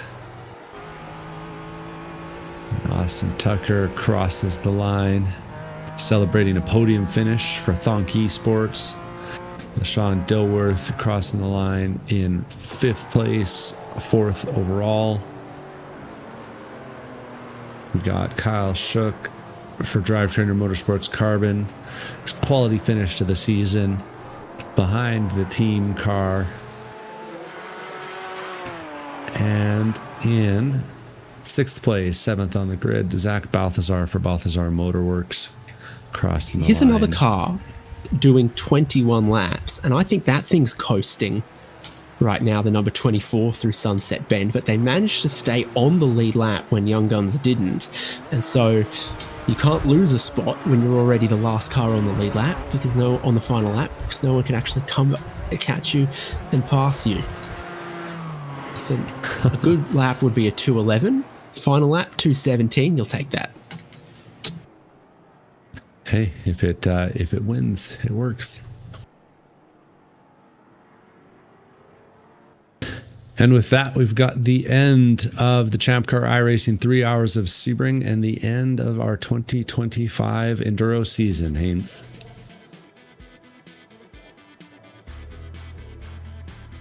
So Zach's Hitman Emporium, a good race that they've run, will be shuffled to the end and 99 points. It makes Huge Ass the race winners. It makes SimCity Racing second place and champions. It puts Thonk Esports Motorsports SimSports Racing powered by beer on the podium to give us 2 Mustangs and a Porsche up there on that podium. The best BMW Drivetrain and Motorsports Emerald, and then their teammates Carbon in the Mustang, Balthazar Motorworks, 2430 Esports, Young Guns, Slow at Expectations, Project Save the Stang, and a slightly sad end to the race for the Love Racing 647, but they are a classified finisher, having completed 67 laps of the leaders' 81 here at Sebring.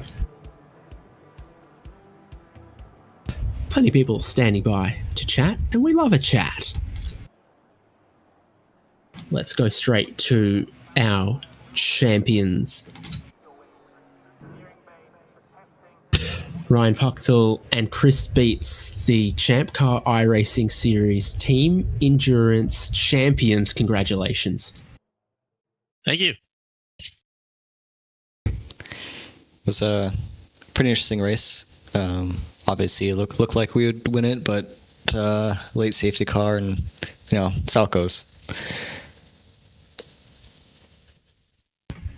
Yeah, so I mean, obviously, your strategy from very early was some pretty significant fuel save. Put you in a very good position in the first half. Yeah, for sure. Well, unfortunately, you have to race the schedule and not the potential of safety cars. We did everything right, and we had it all set up so Ryan had a pretty good gap coming out of the pits on the last stop. But that's racing, so we saw the cars crashing and knew it was coming. So, but yeah, we did. We're happy with third. We're happy with the championship. So how do you go and celebrate that, Ryan? I don't know. I think I got to figure something out. I give you permission to, go wild. I'll have a third cup of coffee. That's exactly the level of wild I was thinking about. You guys, I'm sure, would have loved the 4-race sweep, but 3 consecutive race wins to put you in a position where you had a lead and anything on the podium would defend it handsomely. Did that sort of give you guys a different approach to this race, or was it still like, let's go out there and try and win it? Yeah, for sure. Like, we definitely set up the car to be more safe. I might have been the lack of ultimate lap time there towards the end, but the car was easy to drive, and so that was step one, and then no chances, and we followed through with that. It's hard to stay focused for 3 hours, and I think Ryan and I did that pretty well.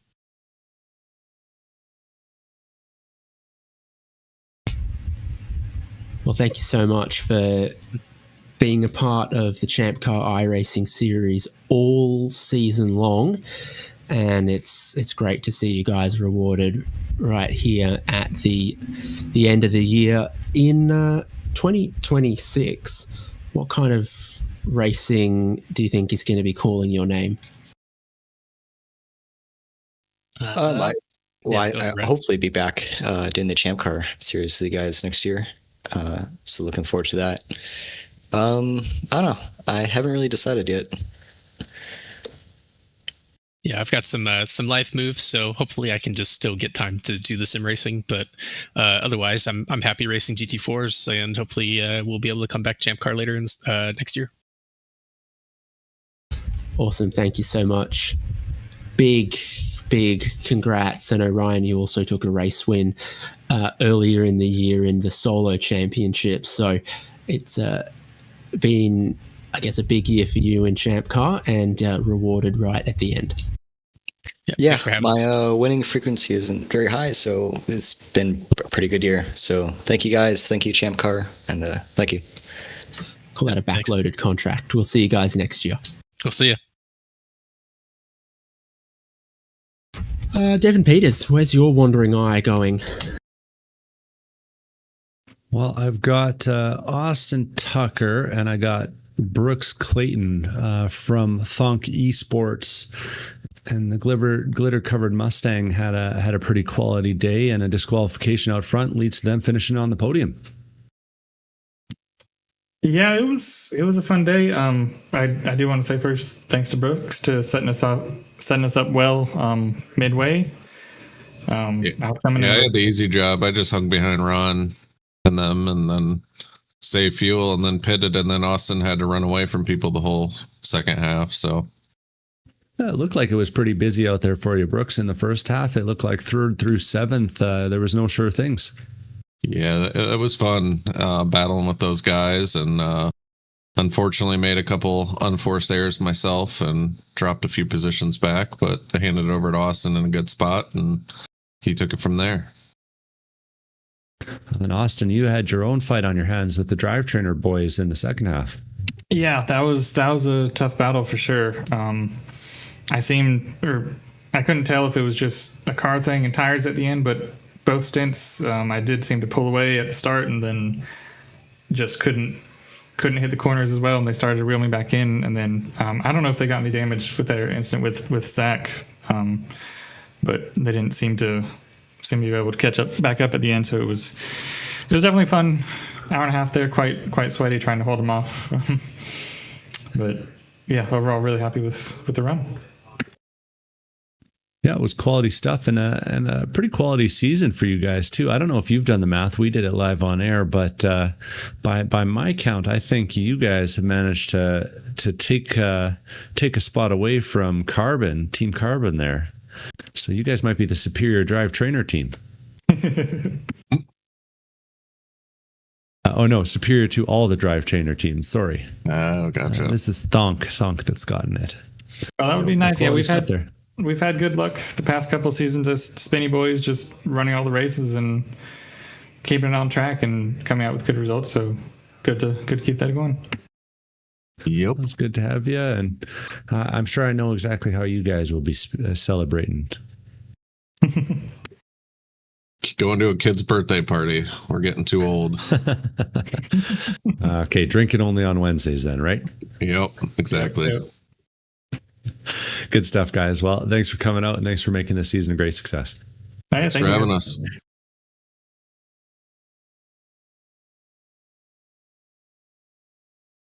Now, Devin, there's one more person I've got to speak to before we go. Who's that? That's the birthday boy.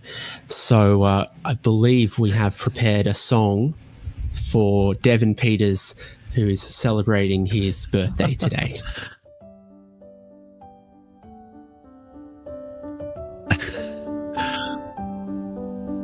I'm so glad I can't hear the stream audio right now.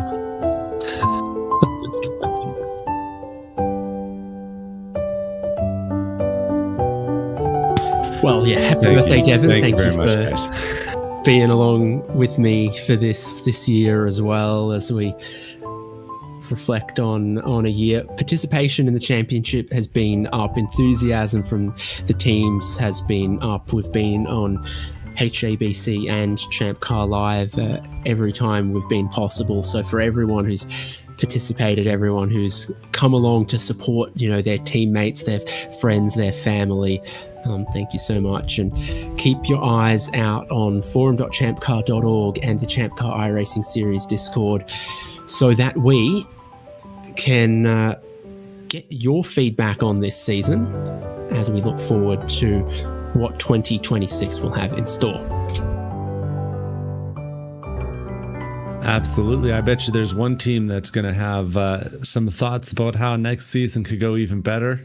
We've got our race winners, Huge Ass Racing, second place on the track, but first place after Zach's Hitman Emporium's disqualified. Quality race out there, Team Huge Ass. Yeah, it was good. The battle, I don't know, Ron, you want to talk about the battle in the first instance, since that was you? Yeah.